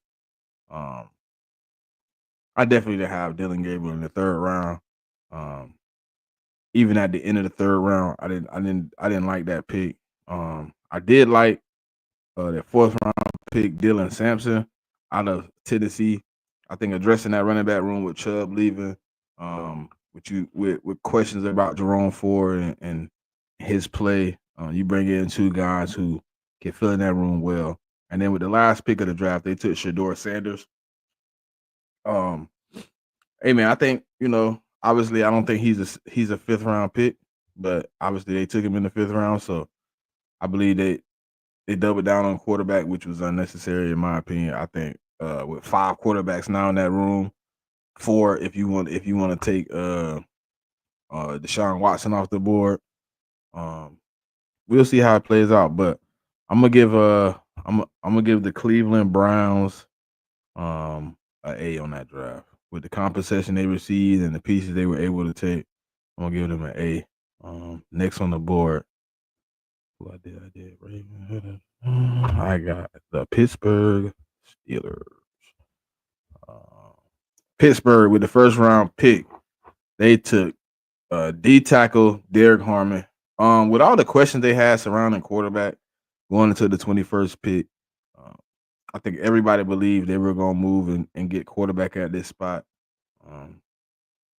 Because going into this next season with Mason Rudolph and the hopes of Aaron Rodgers didn't seem like the greatest move. But they took Derek Harmon, which I think is a Pittsburgh type of pick. They like to build the trenches. You put him next to Cam Hayward. You prepare for the retirement of a guy like Cam Hayward, who's getting up in age. You bring him in, T.J. Watt. You pair him up with that defensive line with those linebackers. Um, you give him something to work with. I like Derek Harmon as a DT coming in this draft.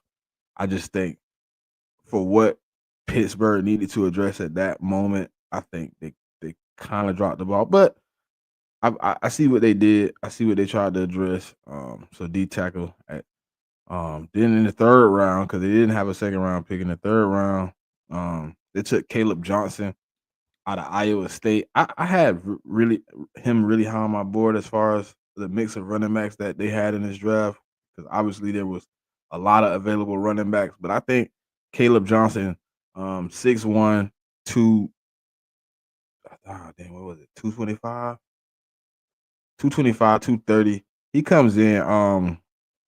Obviously, the two running backs they have in the room, which I didn't know, both are 5'8" and under. The two running backs they have on the roster. So you bring in a guy like Caleb Johnson, probably to be your power type guy, come in, but he's not really power though. Even though he's probably going to be the bigger back in the room, I don't think he's the power back, but he can get out there and really run the ball. I like what Caleb Johnson was able to do at Iowa. I think he comes in, he really adds to the depth of that running back room. He probably comes in even though he's a third round pick and gets some playing time. So I like that pickup for them. They added Jack Sawyer out of Ohio State at edge. I mean that's kind of their type of pick though. That's a Pittsburgh still a pick to the death of them right there. Um, I didn't know much about Yahaya Black. I did a little bit of research. He's 6'6", 330. He's a big D tackle. I don't like that they doubled up on D tackle. Going into the fifth round. Um, but he's more like your run stopping D tackle. He's a space filler. He's gonna create triple teams and double teams in the middle of that line in the run game. He's probably only available on first and second down, but he's a fifth round pick, so he's a project. What I didn't understand was addressing your quarterback in the sixth round pick when you only have one quarterback on your whole roster, but you take Will Howard out of Ohio State. Um, However you feel about that guy, I don't think he's the best quarterback that they could have addressed at any point in this draft, but that's what you chose to do. So um, that's their draft. I'm gonna give Pittsburgh. Um, I give them a B. I think out of that draft though, I think the worst draft is definitely Cincinnati, but I think who won the draft is probably Baltimore, man. I think they came in, they were able to address at a high tone most of the pieces that they needed, and they were able to get. They're probably gonna get a lot of value. I mean, I said, did I just say the? Yeah, yeah, the Ravens. I know they had a lot of picks. They had a whole bunch. But I think they got everything they needed out of this draft. So I give it to the Ravens. Uh, who want to go next? It don't matter now. Certified, you want to go next, bro? Mm. I had took next because the AFC North to me was just a little interesting. Yeah. I Uh, just don't understand how teams do that. Like you come into the draft as a team with all these needs like Cincinnati, and you just really just drop the ball. They fun with I the rock, don't bro. know. I don't know. Actually I have to.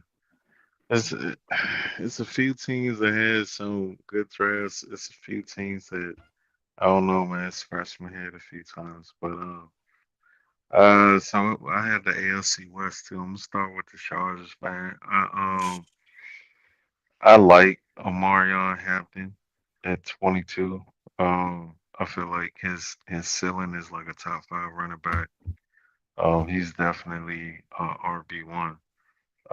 Fast, strong, quick. Definitely something that Herbert needs. They got a good offensive line. Well, they got good tackles. Um, and Herbert, a running back is always a quarterback's best friend. I do like the Trey Harris pick in the second round at 23. Tall, quick. He got good hands. I feel like his ceiling is wide receiver number one. I really like that pick. Those two. Um, and then I don't know the in the third round, man, they just got Jamari Caldwell, defensive tackle out of Oregon. He a big boy, bad tackler. I guess he's gonna be like a nose tackle or one tack. I'm not sure. Um, he was there a handful. Actually, they had quite a few picks that were graded under 50. He was one of them. So I don't know. That one kind of threw me off in the third round. Um, then they picked the edge out of South Carolina. Um, he's a project. I think he's a rotation guy. He's good versus the run. Surprisingly, at like 6'4", 250, but he has long arms. I wouldn't say that he's an edge setter, but he plays fair enough against the run. But I think that his ceiling is like he's going to be a backup. Um, then they drafted the guy in the fifth round, in the middle of the fifth. Boy got a long ass name, Keandre Lambert Smith, wide receiver. He's a speedster guy. I guess he's probably gonna be special teams. Maybe he'll play the slot in some packages or whatever. Uh, I do like the Gatson um, pick. He's more of a slot tight end. I like how he points the ball, goes up and attacks the ball. He's not that good of a blocker, so I'm not sure how much time he's going to see the field in uh Harbaugh's offense or whatever. But I like that he's a project. He I think his ceiling is probably tight end too. Depending on his development, maybe he could be a legit starter. That next pick in the sixth round was a guy named Branson Taylor, offensive tackle. He's a good run blocker. Um, that's about all I can say about him. I think I don't know if he's going to make the team. From what I looked up on him, so he's probably just a camp body or whatever. Now RJ Mickens is falling to the sixth round, dog. Absolutely blew my fucking mind. Um, I think that he my only knock on him is his height. He's like average height. He's smart. He's versatile. He can play some single high. He can play some nickel. But I don't think he's a true free safety. But overall, I think that his ceiling is he'll be a starter. I'm not sure if he'll be like a playmaker like he was in Clemson in the pros.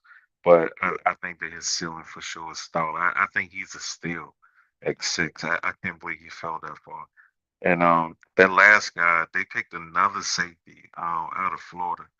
Um, I have absolutely no idea who this man is. To be honest with you.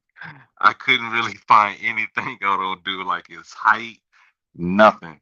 So yeah, so overall, I would say that the only thing I don't like about that draft is like they had what one, two,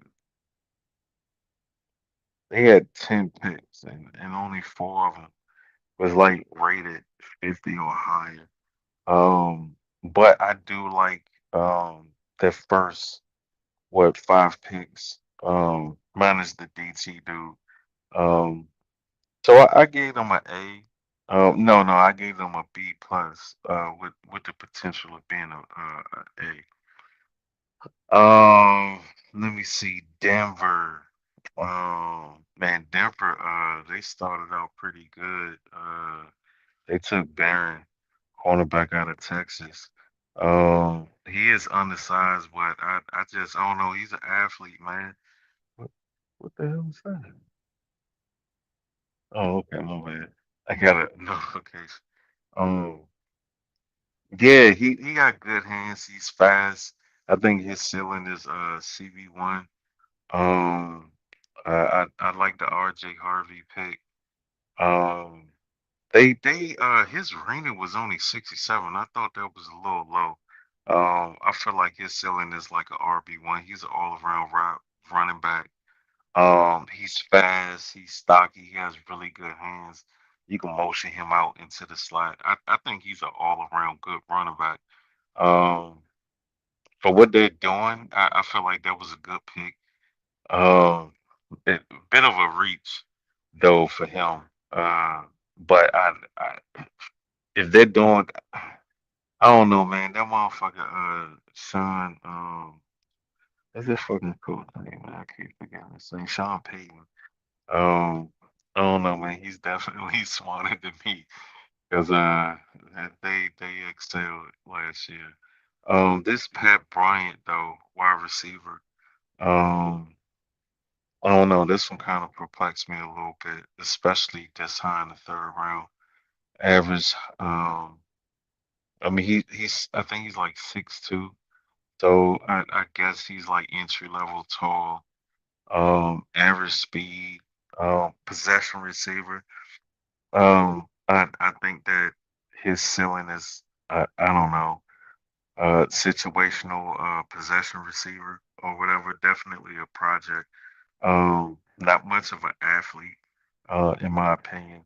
The Savion Jones pick in the third, that made sense. What they're trying to do with that defense. He's pretty much Ed Center for sure. He's 6'5", 280. But he can press the pocket. Pretty strong. Um, he had a really got high rating too. But the next pick, Q Robinson, Alabama edge. I wanted this guy.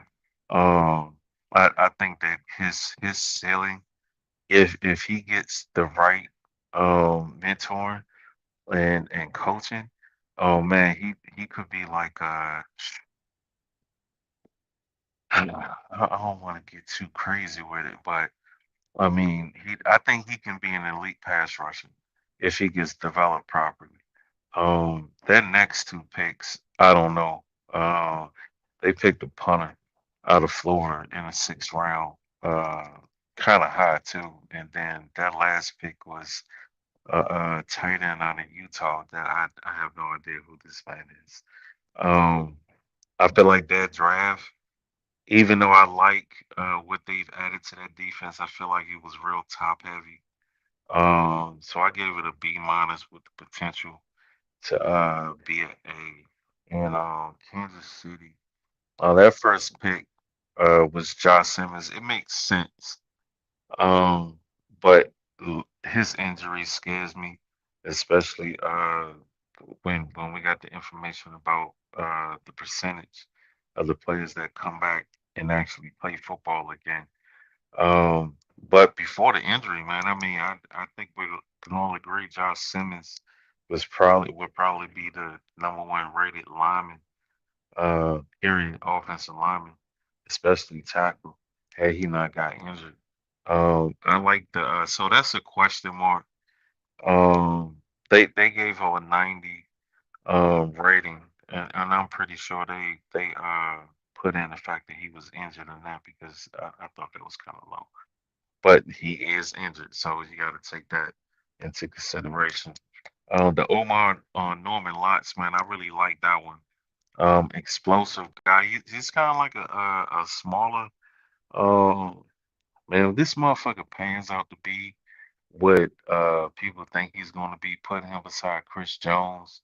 Uh, I know Chris Jones like 6'4", 6'5". I think Norman is like 6'2", but for his height, he got a great length.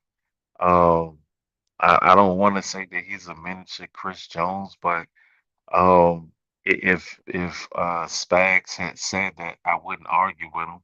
I like this, especially putting him beside Chris. Again, like I said, then they stayed with it. They picked up a edge, Ashton Gelotti out of Louisville. He's a little undersized, but he's kind of strong. He does put his hands in the dirt. He relies on his pass. I mean, his ball rush a lot. He can be explosive, but I don't know if his strength is going to translate to the next level against like NFL linemen. So we'll see. That's a question mark. That first pick in the third, they picked him like second too. So I got questions about that one. Then they picked up a cornerback, Noel Williams out of California. He used to play wide receiver. He got pretty good hands, man. Um, he tracks the ball well. I they got a really good CB coach over there. We interviewed him for our defensive coordinator position. I forgot his name, but they don't they don't put out some DBs during his tenure with Spags. So I think his ceiling could be CB too, but I mean you never know because I forgot his name. That cornerback's group, but he's pretty good. Um, then that next pick was this guy named Jalen Roy, Utah State. He was a wide receiver. He's quick. Um, I don't know. Uh, Maybe he's a camp body. Uh, not a great athlete. Um, Kind of smart. He understands spacing. If he were to make a team, I think he'd be like, um, wide receiver three or like situational shit. Definitely special teams. The next guy is somebody that we actually called in for a 30 visit, Jeffrey Bossa of the Oregon linebacker. He's a project. Um, Depending on the system, um, definitely, I feel like he can definitely come in and be an impact player on special teams. But I'm not sure that he's ready like day one. But I'm comfortable saying that he will more than likely make the 53 roster. Um, Bashar Smith, running back out of MCU. He used to be a wide receiver. He's really fast, but he's kind of light. So I don't know. His durability is something that would be in question for me. Um, all in all, I think they did pretty good, man. Even with the question marks at Josh Simmons, all of their picks were 60 and up. As far as like ranking, I think that's pretty good. I give them only reason why I say all of that, but I give them a B minus because of the Josh Simmons situation, man. Like if he can't play football at all, oh man, that's I mean, they ain't give up nothing, but fuck, you know what I'm saying? You don't want your first round pick not to play no snaps at all ever. But I gave him a B minus with the potential of it being an A, depending on how like I said, Josh Simmons turns out, and then the chart. Wait a minute, I did the Chargers already, didn't I? I think I did. Yeah, I did. So I'm gonna do the Raiders. Um, I like the Ashton Genty pick for them. You know what I'm saying? There wasn't a. I mean, they could have drafted Shador, but they didn't want him. Getting a running back, I think he's special. I don't see why it wouldn't translate to the next level. Now I do have some questions about the offensive line, but I think he's a special athlete. That for me, that pick just speaks for itself. Uh, Jack back at, in the second round. I don't know. I don't really like TCU wide receivers. Average height. I think he's an average wide receiver. Um, I mean, he got good hands, of course, but not much of an athlete. Well, I wouldn't say not much of an athlete. He does have an exceptional speed. So I don't know, man. I ain't like that pick at all. I did like the Darian Porter, cornerback out of Iowa State University, man. He's tall. He great wingspan. He got great hands. I feel like he has starter potential. CB2. He could be a CB1. I like that pick a lot. Then they pick a offensive lineman out of Texas Tech University. Um, he's uh he's a tackle, but they got him projected to be a guard. He did start 52 games at tackle, but not much of an athlete, kind of strong, tall. I think he like 6'6". Um, the next pick, Charles Grant out of William and Murray. I like this kid, well, young man. I like this young man a lot. I think that with the right coaching, he has all pro ceiling written all over him. Now, granted, he does only have 41 sacks, I mean starts, and his level of competition is in question, but he is without a doubt a phenomenal athlete. Strong as an ox. So I just feel like his upside um is really high. His ceiling is really high. And to get him where they got him at the bottom of the third, uh, I don't feel like that was a reach. I like the value for that. Dante Thornton in the fourth, at the start of the fourth. They had him ranked like under 50, and I don't know, man. I got his ceiling as like a wide receiver one, man. He's 6'5", he got great hands. He run good routes. He has okay speed. I mean, he ain't no burner, but I don't get him getting walked down a lot, especially at 6'5". Good speed is, I mean, that's not normal. But I do like that in the fourth round. I actually wanted my team to take a look at him. They took a DT out of South Carolina.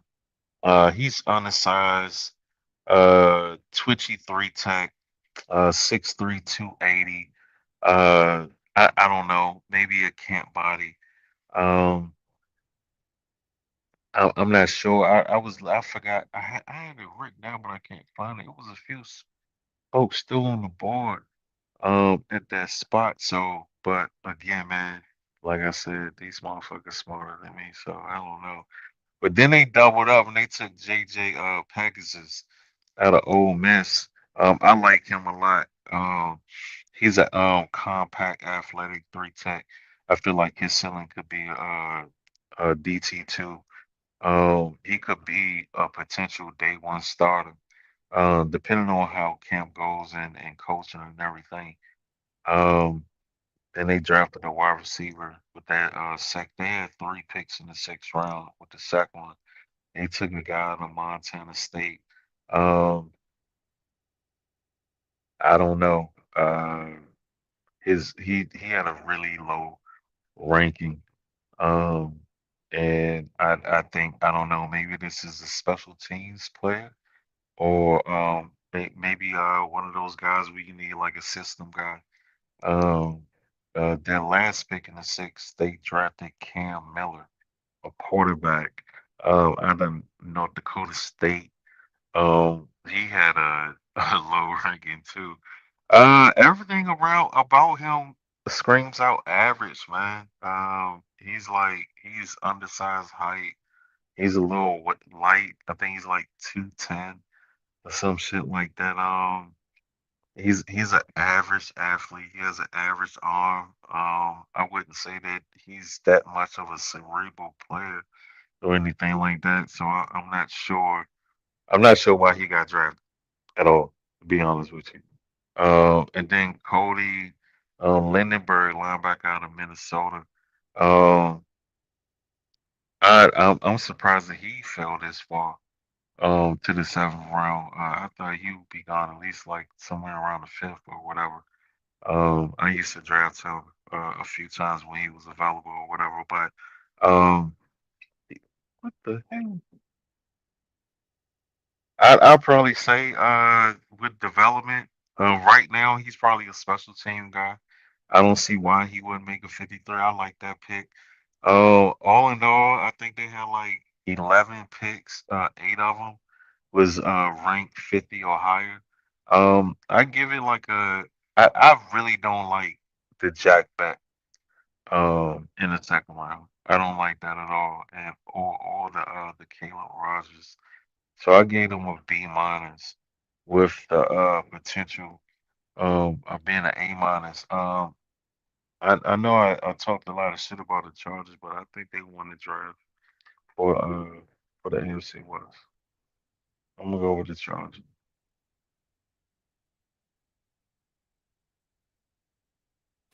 JMIK, if you want to go next. Yeah, man, I'll cover my own division, AFC East. So it's always a good time. Talk about the Jets first. Jets to me, day one, day two, I like their draft, and then day three, I just kind of think it got away from them a little bit. Um, first round they picked Armand Membu. To me, who's the best tackle in the class right now. I think it's between him and Josh Simmons who's going to be the best tackle. I mean, obviously Armand doesn't really have any injuries. Armand is probably going to play right tackle. I mean, even though I think he could play left or right. They drafted Olu out of Penn State the year before, so I'm pretty sure he's going to be the left and Armand's going to be the right. So I mean, they got their bookend tackles. I mean, that should shore up their line of scrimmage. It should help Justin Fields in terms of giving him time to throw and for them to be able to run the football. I mean, next pick was Mason Taylor, which a lot of people loved Mason Taylor in this draft.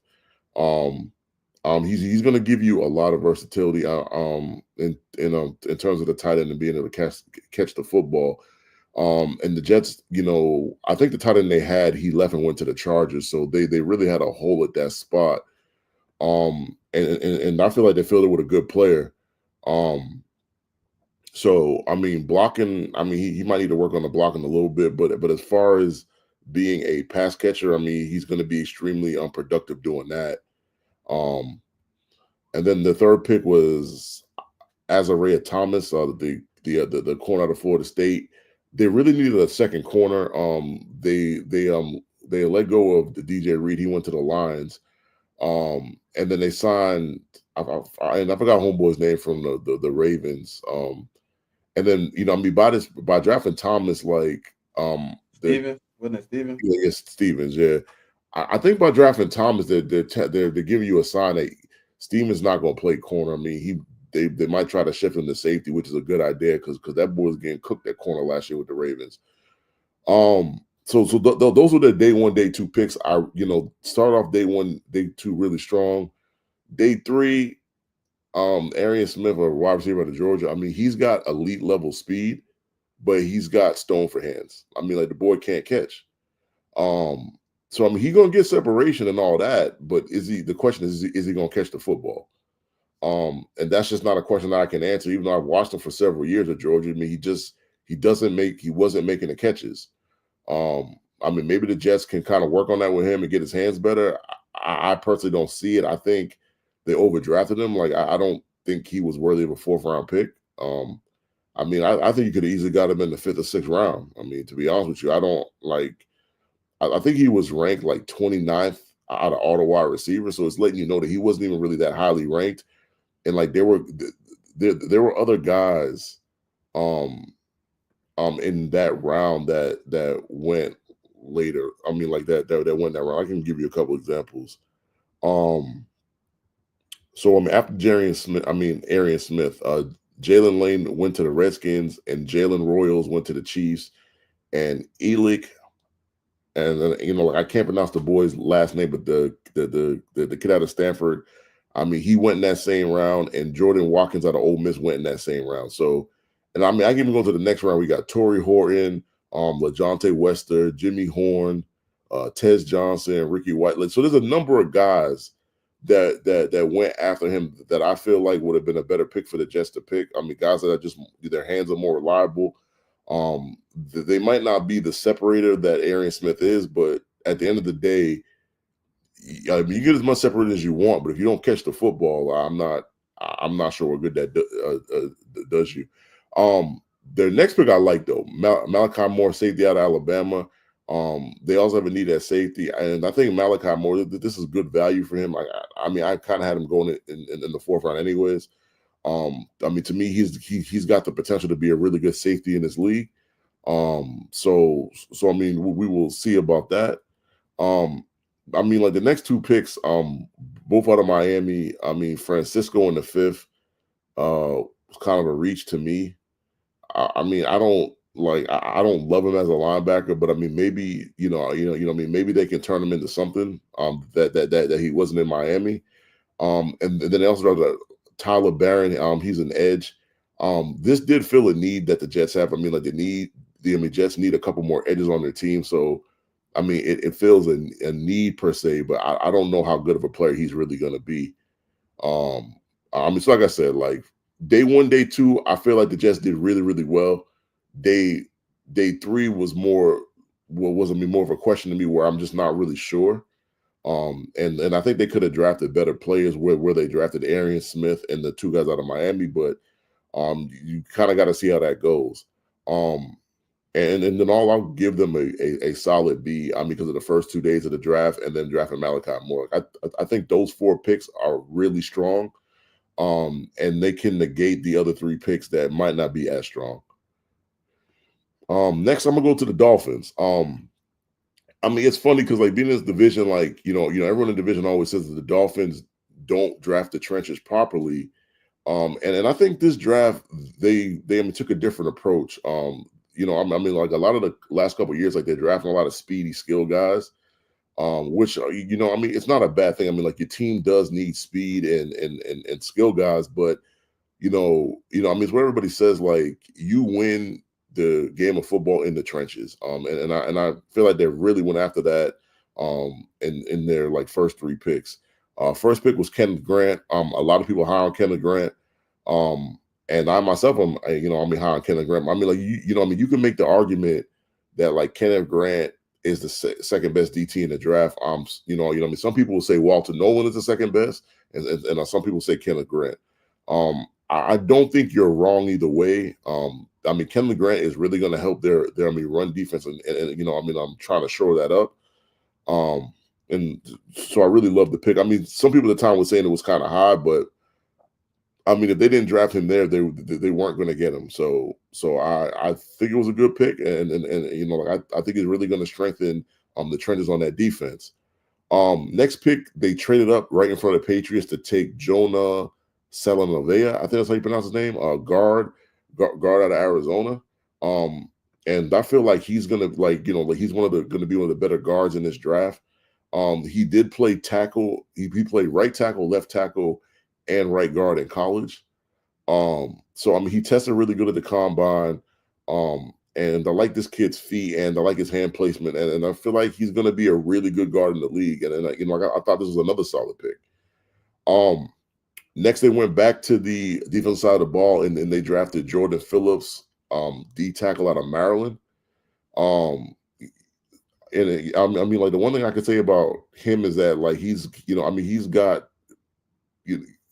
and I guess the best way to describe Jordan Phillips is like he's like another like run stopper. I mean, but he also gives you the ability to rush the passer as well. He's gonna, he's gonna use the bull rush the most in my opinion, unless he develops other moves. But I anticipate that Miami is gonna try to develop more moves for him. And I think that will make him a more effective pass rusher as well. And then the next couple picks were offense and in the secondary. They drafted Jason Marshall Jr., cornerback out of Florida. I mean, I think he's a solid corner. Like I don't think he's nothing special. I mean, I mean, he doesn't really have too many elite traits. I mean, he's going to compete. And I mean, his best attribute is a press man coverage.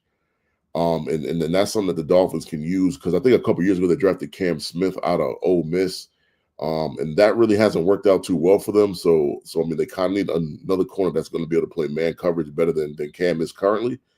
So I mean, we have to wait and see. I'm not sure exactly what kind of player he's going to be in the league. Because I'm not sure if the Dolphins are going to change their defensive scheme or not, or try to play more like man press, or they're going to try to keep playing zone or whatnot. Next couple picks are pretty good. I mean, to me, like in the 6th round, I drafted Ollie Gordon, which to me is a tremendous value. Like I have the opinion that Ollie can be one of the better running backs in this class. I think he really got punished for the school he went to in terms of their offense just not being good. I mean, as a whole, like the quarterback wasn't good. I mean, like I'm not gonna say Ollie got hurt. I mean, he was, normal like wear and tear in terms of maybe like an ankle injury here or whatnot. But to me, he's got the talent to be one of the better backs coming out. He's got the ability to run between the tackles. He's got the ability to catch the football. He's got a big frame. I think he's like 6'1", 2 something, like 220 or something like that. And I mean, like the funny thing was, like he chose to come back another year. Like if he would have came out in the draft last year, I mean, he would have definitely been a day 2 pick. So I mean, his stock kind of took a hit. But I mean, like I said earlier, like before, like, I really like Ollie, and I think Ollie's going to be really good in the league. Unfortunately for my team, and then I think they made good use of their 2 7th-round picks. They drafted Quinn Ewers. So now they have a capable backup behind Tua, just in case Tua gets hurt. That they have a kid that can step in for a couple games. And the drop off between QB1 and QB2 isn't that great. And I'm not gonna say it's not great. I mean, Tua Tua is obviously better than Quinn. I mean, but the guys that they were bringing in when Tua gets hurt were guys that were just marginal NFL quarterbacks. And I think with Quinn, if Tua was to get like a sprained ankle or like, I mean, God forbid he gets another concussion, at least you have a kid that's capable of stepping in and trying to help you win a couple football games. And then their last pick was Zeke Biggers. This is a guy I was surprised that was, I mean, that dropped to the 7th round, because I feel like he's got good size. Like he's I think he's like 6'5", 6'6", well over 300 pounds. He's got like long arms. And I think the reason why he dropped in the draft was his like pad level that he plays at. If they can kind of work on that technique with him and his pad level, I think he'll be just fine. The next team I'll talk about, I'll go to the Bills and then I'll finish up with the Patriots. The Dolphins. I would give the Dolphins a solid A- for their draft. I feel like they filled a lot of needs, and they got a lot of good players. Bills. Bills in this draft made a lot of wheeling and dealing. They moved up the board a couple times.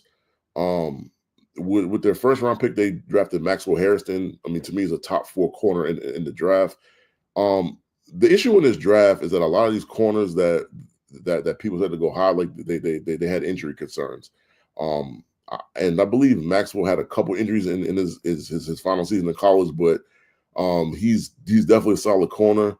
He's just under 6 feet. I think it's about $175 or 80, something like that. I mean, in the combine, for corners, he ran the fastest 40. And I think what Maxwell does for the Bills is it's going to allow them to match up with the faster wide receivers on the certain teams, and it's going to give them the ability, to put him on those faster guys and to cover those guys one-on-one. Next round they traded up to get T.J. Sanders, the DT out of South Carolina. I really liked T.J. Sanders. He's going to provide the Bills with like better run defense. And they needed someone to play next to their current DT. Because their run defense was a little bit soft on the inside, but like drafting TJ is going to shore that up.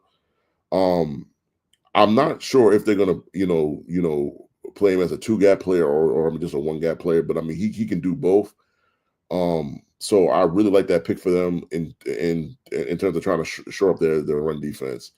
Their next pick in the 3rd round was Landon Jackson out of Arkansas as the edge. He kind of fits the prototype for the edges that they like. He was like 6'5", 260. And if you look at the edges that they have now, it's kind of in the same area size. So it's like, the Bills like a certain type of edge. He fits that. And to me, he just needs to work on his technique a little bit more. He's really good in the run defense in terms of setting the edge. And the good thing about Landon is that you can't block him with a tight end. He's just going to the power that he has in his hands. Tight ends are not going to be able to deal with him. Maybe tight ends like George Kittle might be able to deal with him, but your average tight end is not. That's also going to be good for like the Bills edge position and their rushing the passer as well. Next pick was Deion Walker, a guy coming into the draft process a lot of people were high on. His stock fell after the Senior Bowl because on one-on-one drills he really didn't do that great. His pad level play was kind of high. And the funny thing about him was he didn't have a great last year in college, but the year before he had a really good year. Some people attribute that to apparently he was playing with a back injury. So I guess once they clean up that back injury that he had, and just work on his technique and try to get his pad level down. He could be a really good 3-tech player. So I'm kind of like, he's a player that I was intrigued by. So I'm kind of interested to see how he does over the next couple of years in terms of improving his technique. I'm not gonna go over all the picks, but a couple more. Like they drafted a tight end of Georgia Tech, Jackson Haws, which a lot of people liked. He didn't put up a lot of numbers with Tech. But I mean, like drafting him is signaling that like they needed a better run blocking tight end. And so he's going to give you the run blocking. They just have to develop his, like his pass catching and his routes. If they can do that, they're going to get a good pick out of Jackson. And then they also drafted Dorian Strong, corner out of Virginia Tech, which a lot of people saw his combine. He was really good in the combine. And I mean, Dorian Strong's suit is that he's able to recognize route combinations. And so for a team in the Bills that were concerned at the corner position, they actually drafted 3 corners in this draft. The other corner they drafted was Jordan Hancock out of Ohio State. I didn't really mention him. So the signals of the Bills are sending to the rest of the league is that like they are trying to make their defensive secondary a lot better by addressing the corner position three different times. They also drafted Chase Lund out of UConn, offensive tackle. I believe he played left tackle. He's got a lot of promise. Not sure if he's going to be able to play left tackle in this league. Like he might have to move to either right guard or right tackle or guard. But the Bills have a really good O-line coach that's really put their line together in the last couple of years. With the combination of last year having a top 5 line in the league. The Bills draft, I also give the Bills A- draft as well. Like I feel like they fill a lot of needs and they got a lot of good players and talent. Last team in the division, my team. A lot of people saying that we had the best draft in the league. Like there's a lot of draft analysts that have been saying that. I can see why they said that. First pick Will Campbell played left tackle at LSU. There's a lot of concern coming to the draft about his arm length and his wingspan. So I'm excited to see if he can actually play left tackle or we're gonna have to move him to left guard. I mean that's going to be an oncoming discussion. For the next couple years. So I just kind of got to wait and see how that looks. Travion Henderson with our second pick. Best guard in the draft, man. Best guard in the draft's crazy. Travion Henderson was our second pick, running back. And a lot of people consider him to be the 3rd to 4th best running back in the class. When it's all said and done, he got a chance to end up being the best back in this class.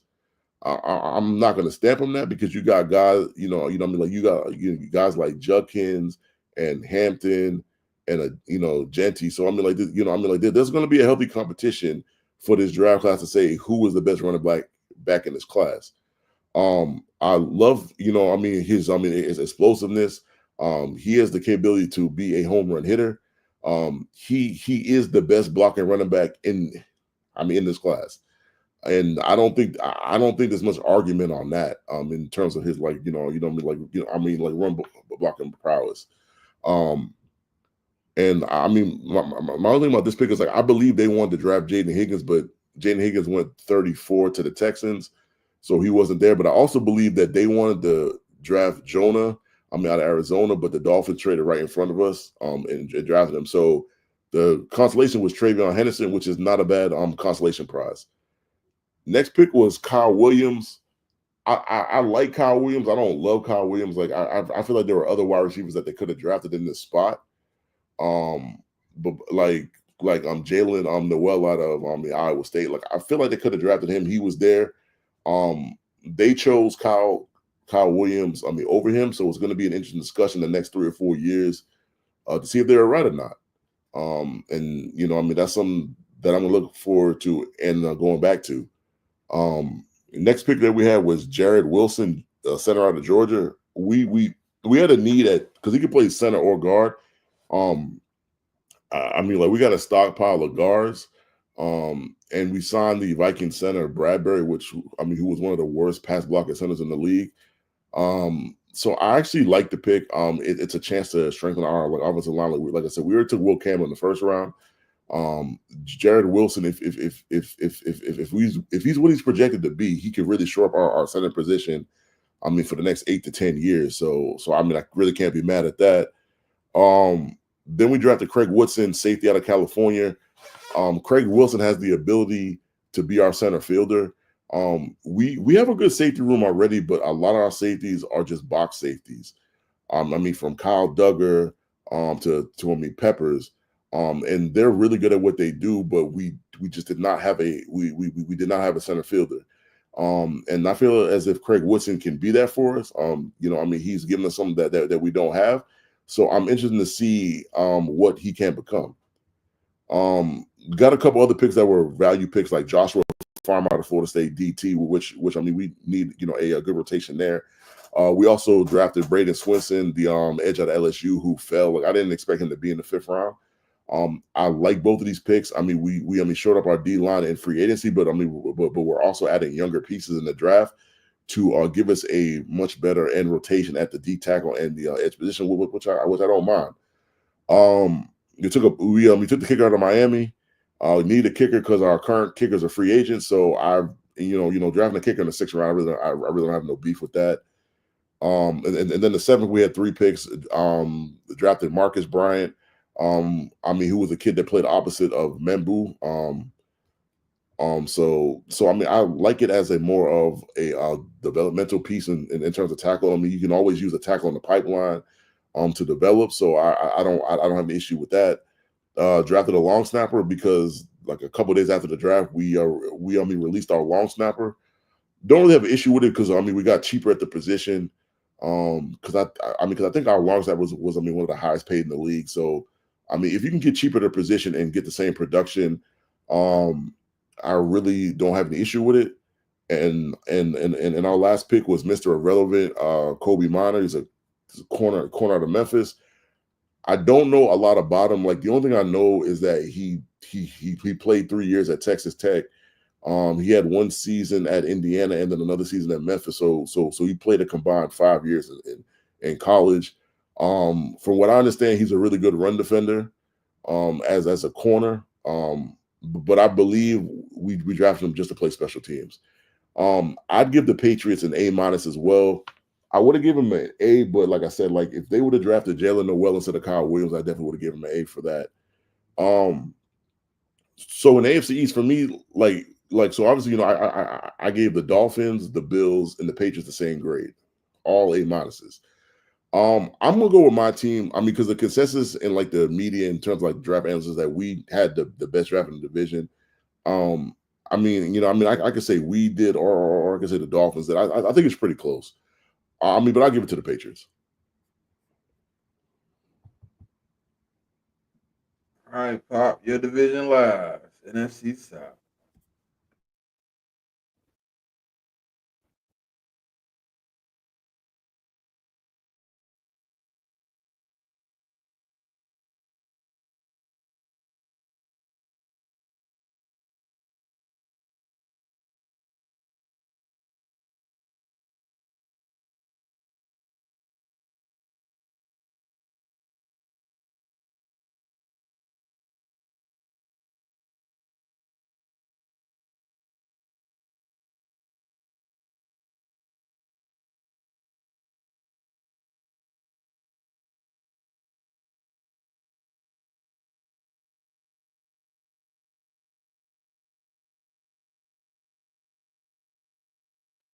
You there, Pop? Yeah, that's the same thing.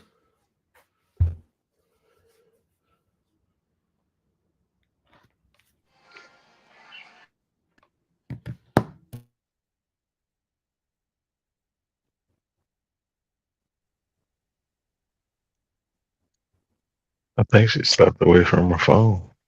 Now she just came off mute, but I don't know. Something going on. Oh, I think she said her AirPods are cooked.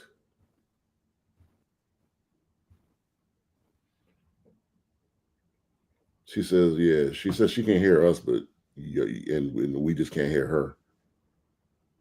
Oh, that's wild. Yeah, that's wild as hell.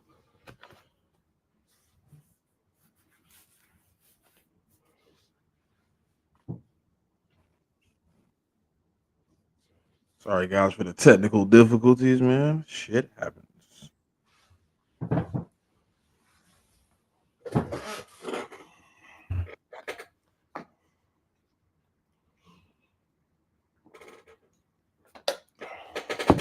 Well, it was 2 kickers got took in this draft in the 6th round too. I just realized that. Yeah, I think we were the first team to take the first kicker.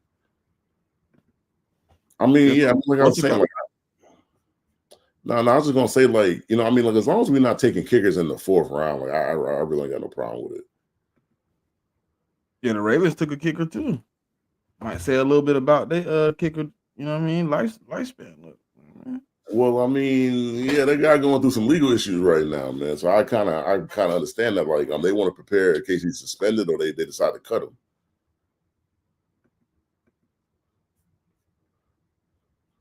Let me see how many kickers we're taking, actually. Well, while we try to sort out this technical difficulty. Yeah, I mean, we took the kid out of Miami, and then the Ravens took Tyler Loop out of Arizona. So, yeah. You're the only two. Yeah, and there was one punter taken in the draft by. Yeah, I see. By the Denver Broncos. Yeah, I mean, same round, too, actually. In the 6th, yeah.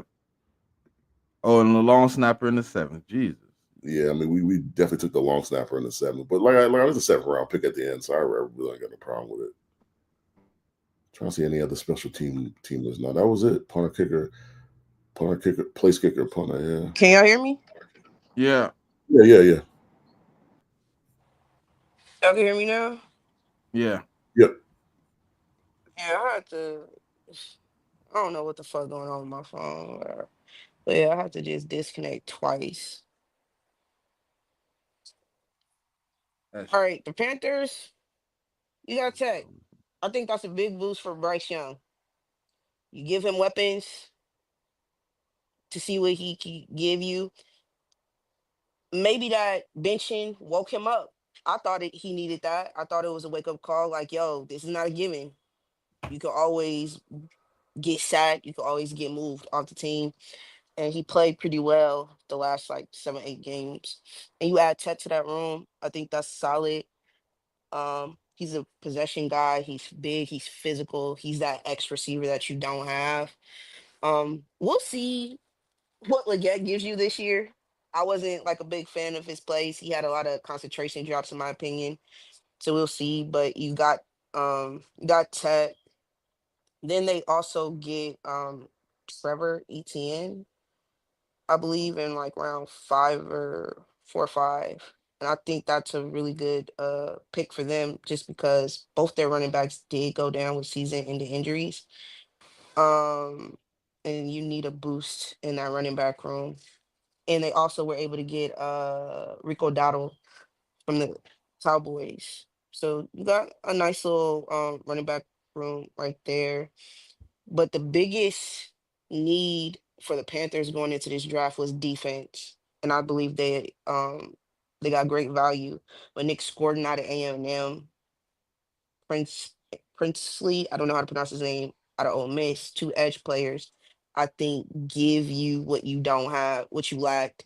The only person they have on that line is Derek Brown, who I believe he had an ACL tear, and he was out for the rest of the year. And so you brought in some free agents to boost, and then you got these 2 young guys I think can be contributors to that defense. They were also able to get Laketon Ransom out of Ohio State, who I think is a really good box safety. And that could help with their run defense because they also do lack linebackers as well. And they didn't really pick one up in this draft, but that's a team that has a lot of needs that can't get addressed through one offseason and one draft. But I think what they did with it was really well. And then they were able to get Cam Jackson out of Florida, the big D tackle. He's going to probably be a nose tackle for him. He can fill those gaps, help with that run defense that was very poor. And the sleeper pick that I'm so like mad that they got Jimmy Horn Jr. out of Colorado in the 6th round. His upside is big. He's small, but he's fast and his hands are great. And he's not really like they don't really have nobody for real that has his type of ability on that roster. And I think he can get a roster spot, either special teams or rotational wide receiver 4, 5 with them. I think that was great value for them. Moving to Atlanta, going into this draft, they needed defense.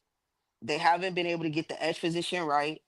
and they end up getting Jalen Walker at 15, a linebacker who I think can be a pass rusher. And then they traded back into the first round and got James Pierce Jr. out of Tennessee. I wasn't a big fan of JPJ in this draft. I wasn't a big fan, but I do like the potential he has with the Falcons. I think they did a great job in addressing um, the coaching issues that they have. I don't know if Ulbrich is the answer, but he is a guy that does run the 3-4 scheme that the Falcons have.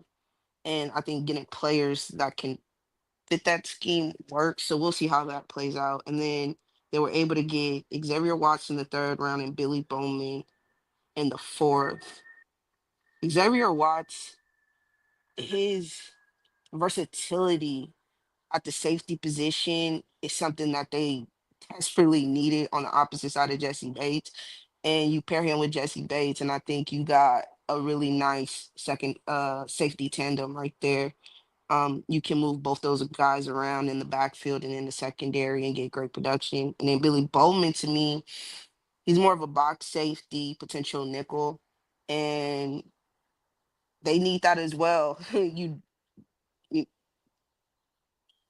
with the defensive line and linebacker room they had last year, I don't think it really performed well. And you get a thumper that Bowman can be, and you add that into your front seven. I think that's a really good play. And then they were able to get Jackie Nelson in the seventh round, an offensive tackle. This is probably a depth piece because I do think the Falcons have a really good offensive line. They did lose their center. I believe he went to the Bears, but they have a center that was backup from Dorless, I believe, who's gonna be their starting center. And then you get a tackle just as a depth piece. I think it was a solid draft for the Falcons. They got uh what they needed, and I also think they got great value at the places that they drafted them. The Bucks taking Emeka in the first round, I think, was a surprise pick to everybody. Um, when you think about their wide receiver room, you got Mike Evans, Chris Godwin, McMillan. But I think this is not only a value pick for them now, it also speaks to the future of the team. Mike Evans, I don't know how many years he has left, maybe one or two. Chris Godwin had a very bad ankle injury. Don't know how he's going to bounce back from that. And so Mika, I think, is a very quality slot guy. You can add to the rotation, and he can give you production. Um, then they were able to get Benjamin Morrison and Jacob Parrish in the second and third rounds, two cornerbacks that they need in that cornerback room. Um, you had Jamel Dean, who was injured, and then you had Zion McCullum. I believe that was their rookie cornerback from last year. And it was a very poor secondary. Guys were either injured or you missing alignments, you're not hitting angles, you can't tackle. It was very, very sloppy for them. And I think getting Morrison and Parrish can help with the rotation that Bowles likes with his DBs. Then they were able to get David Walker out of Central Arkansas, an edge, who I think is a nice value pick for them. They did need some help on the defensive line. I think David Walker's upside is a solid starter. So you got that. And then they were able to get Elijah Roberts, the edge out of SMU. I'm not sure. I think he might be a rotational piece. He's more of a run stopping edge than really a pass rusher to me. Um, but I think that's a nice rotation for them. And Tej Johnson, they were able to get in the seventh round. I'm not sure if Tez makes the roster just because I do think there's better quality receivers that they have above him. But being that size and running that slow, I don't know. And then you also got banged up.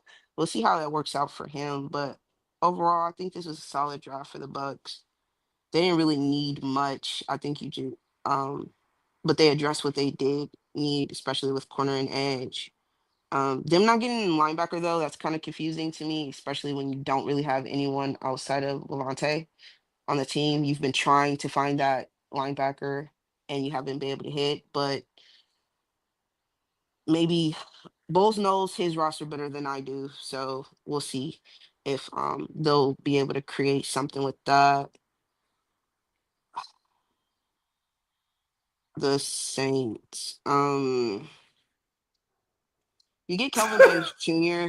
Stop, don't do that, bro. Don't do that, bro. Man, I'm over here being as serious as possible. She like the Saints. Like shit. um, I mean, you get Kelvin Banks Jr., offensive tackle out of Texas. Uh, I think that was a great pick, considering the rotation of guys we had last year. A very obliterated offensive line. I don't know how many starters we had on the offensive line. Um, we were switching out our left guard, our right guard, our center was out for almost 4 months with a growing injury. So addressing the tackle position, I think, was a need because I don't think Trevor Penning is the answer. He moved to right tackle because our right tackle who just retired this offseason, Ryan Ramczyk, he hadn't played since 2023 because he has degenerative knees. And so Penning moved to the right tackle position. He was solid, but I'm not really sold on him. I wasn't sold on him when we drafted him. So getting Kellen Banks and playing him at the left tackle position and potentially moving Titus Fuaga to the right tackle position, I think solidifies the bookends that we needed at left and right tackle. Um, then we get Chuck out of Louisville. We'll see. I don't really want to talk about that. I think I've talked about it enough. We'll see what happens with that. That's Kellen Moore's guy, and we'll see if it works out. Um, and then the third round, we were able to get Vernon Broughton, the D tackle out of Texas, and Jonas Sanker, safety out of Virginia. Brockton, I need to do a little bit more research on him. I'm not sold on him yet, but I do like the potential he brings to the D tackle position. And I think he fits the type of D tackle that Staley likes in his defense because we're moving from a 4-3 to a 3-4. And I don't know if we have the personnel that fits the scheme that he wants. So I'm withholding judgment on that, but we'll see. And then Sanker, I think he has potential as a strong safety. I don't think he's a free, but as a strong safety, I think he has great potential. I like the upside with that. Um, to me, I think it's a boost to our safety room. But my favorite two picks that we got is in the fourth round, Danny Stutzman, linebacker out of Oklahoma, and Devin Neal, running back out of Kansas. Those two guys, I think, are immediate impact starters on the defense and the offensive side of the ball. We've been trying to find that running back behind Alvin Kamara. We've been trying to find that boom to his zoom. We haven't had that since Mark Ingram left. Um, we do have Kendre Miller, but Kendre Miller's on the IR more than he's in games. So giving Devin Neal, I think, is a solid running back out of Kansas. He's physical. He also has the ability to catch out of the backfield.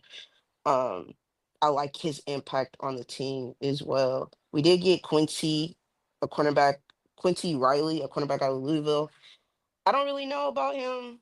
Uh, I'm hearing he can play the nickel, and I think we do need that, especially with the nickel that we did have. We're moving them outside now, just because our cornerback room's depleted. Marshawn Lattimore got traded to the Commanders, and then Paulson Adebo, who had a broken fibula in the Broncos game, he signs with the Giants. So our cornerback room is kind of bare bones, and I think adding him and potentially him playing the nickel position that'll help. I'm not really sold on it, but we'll see. Overall, I think they did address most of the needs that they have. They also traded back to gain more capital to get more picks to address some of the needs.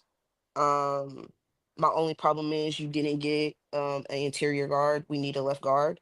It's been patchwork for years, and I thought not addressing that, especially when there were some quality guards on the board when you took other positions. Kind of has me questioning that. They did bring in some undrafted left guard talent, So we see how that works out, but that's just my one knock, not addressing the interior guard position. But overall, I think it was an okay draft. I felt like there was also some big body receivers we could have targeted in some of these rounds because we need that. We have a bunch of skinny, slim guys who are really built for the slot, and we don't really have that big body on the outside to play the X. Um, it was okay. I think the best team though that drafted is going to be the Falcons because you got Michael Penix, right? He played the last 3 games. You saw the potential with that. He has a full offseason with his guys. You already had a solid offensive line. You got the running back. You got the tight end. We'll see what Kyle Pitts is. This is a contract year for him, but we'll see. But on the defensive side of the ball, you addressed what you needed to address, and we'll see how it works out. But I think they got high value with the guys that they did get in their first 4 picks, the draft. And with the offense, I think will be better. Specifically, just the fluidness. I think that offense can be ran with, and adding those pieces to the defensive side of the ball. Hey, they were already competing to be the division winner. I think they're still in that race with what they did, just because I don't think the Bucks are. They're the favorite until they're not the favorite because they won the division the last 4 years. But I think the Falcons is knocking on the door right now. What they done, with what they have done. You said the Falcons won. You think the Falcons won the draft? Mm-hmm. Well, that's our last team, guys. We definitely made it through basically 3 hours of draft recap, man, of like all these players. And I mean, obviously you make your own opinion first to last of how you got it, but um I'll put out a graphic a little later on the page of all the teams we had as the winner of the divisions. Um, just so guys can see what we thought about the draft. But Pop, give us the final words so we can get up out of here. Hey, keep tapping in with us every Saturday. We'll tell you, I do believe we are taking a break next Saturday. I don't think there's a pod. We're gonna come back the following Saturday, but tap in with our community page on Twitter. We'll have conversations, polls, potentially spaces throughout the week. And tell a friend, and we'll tap in with y'all next time.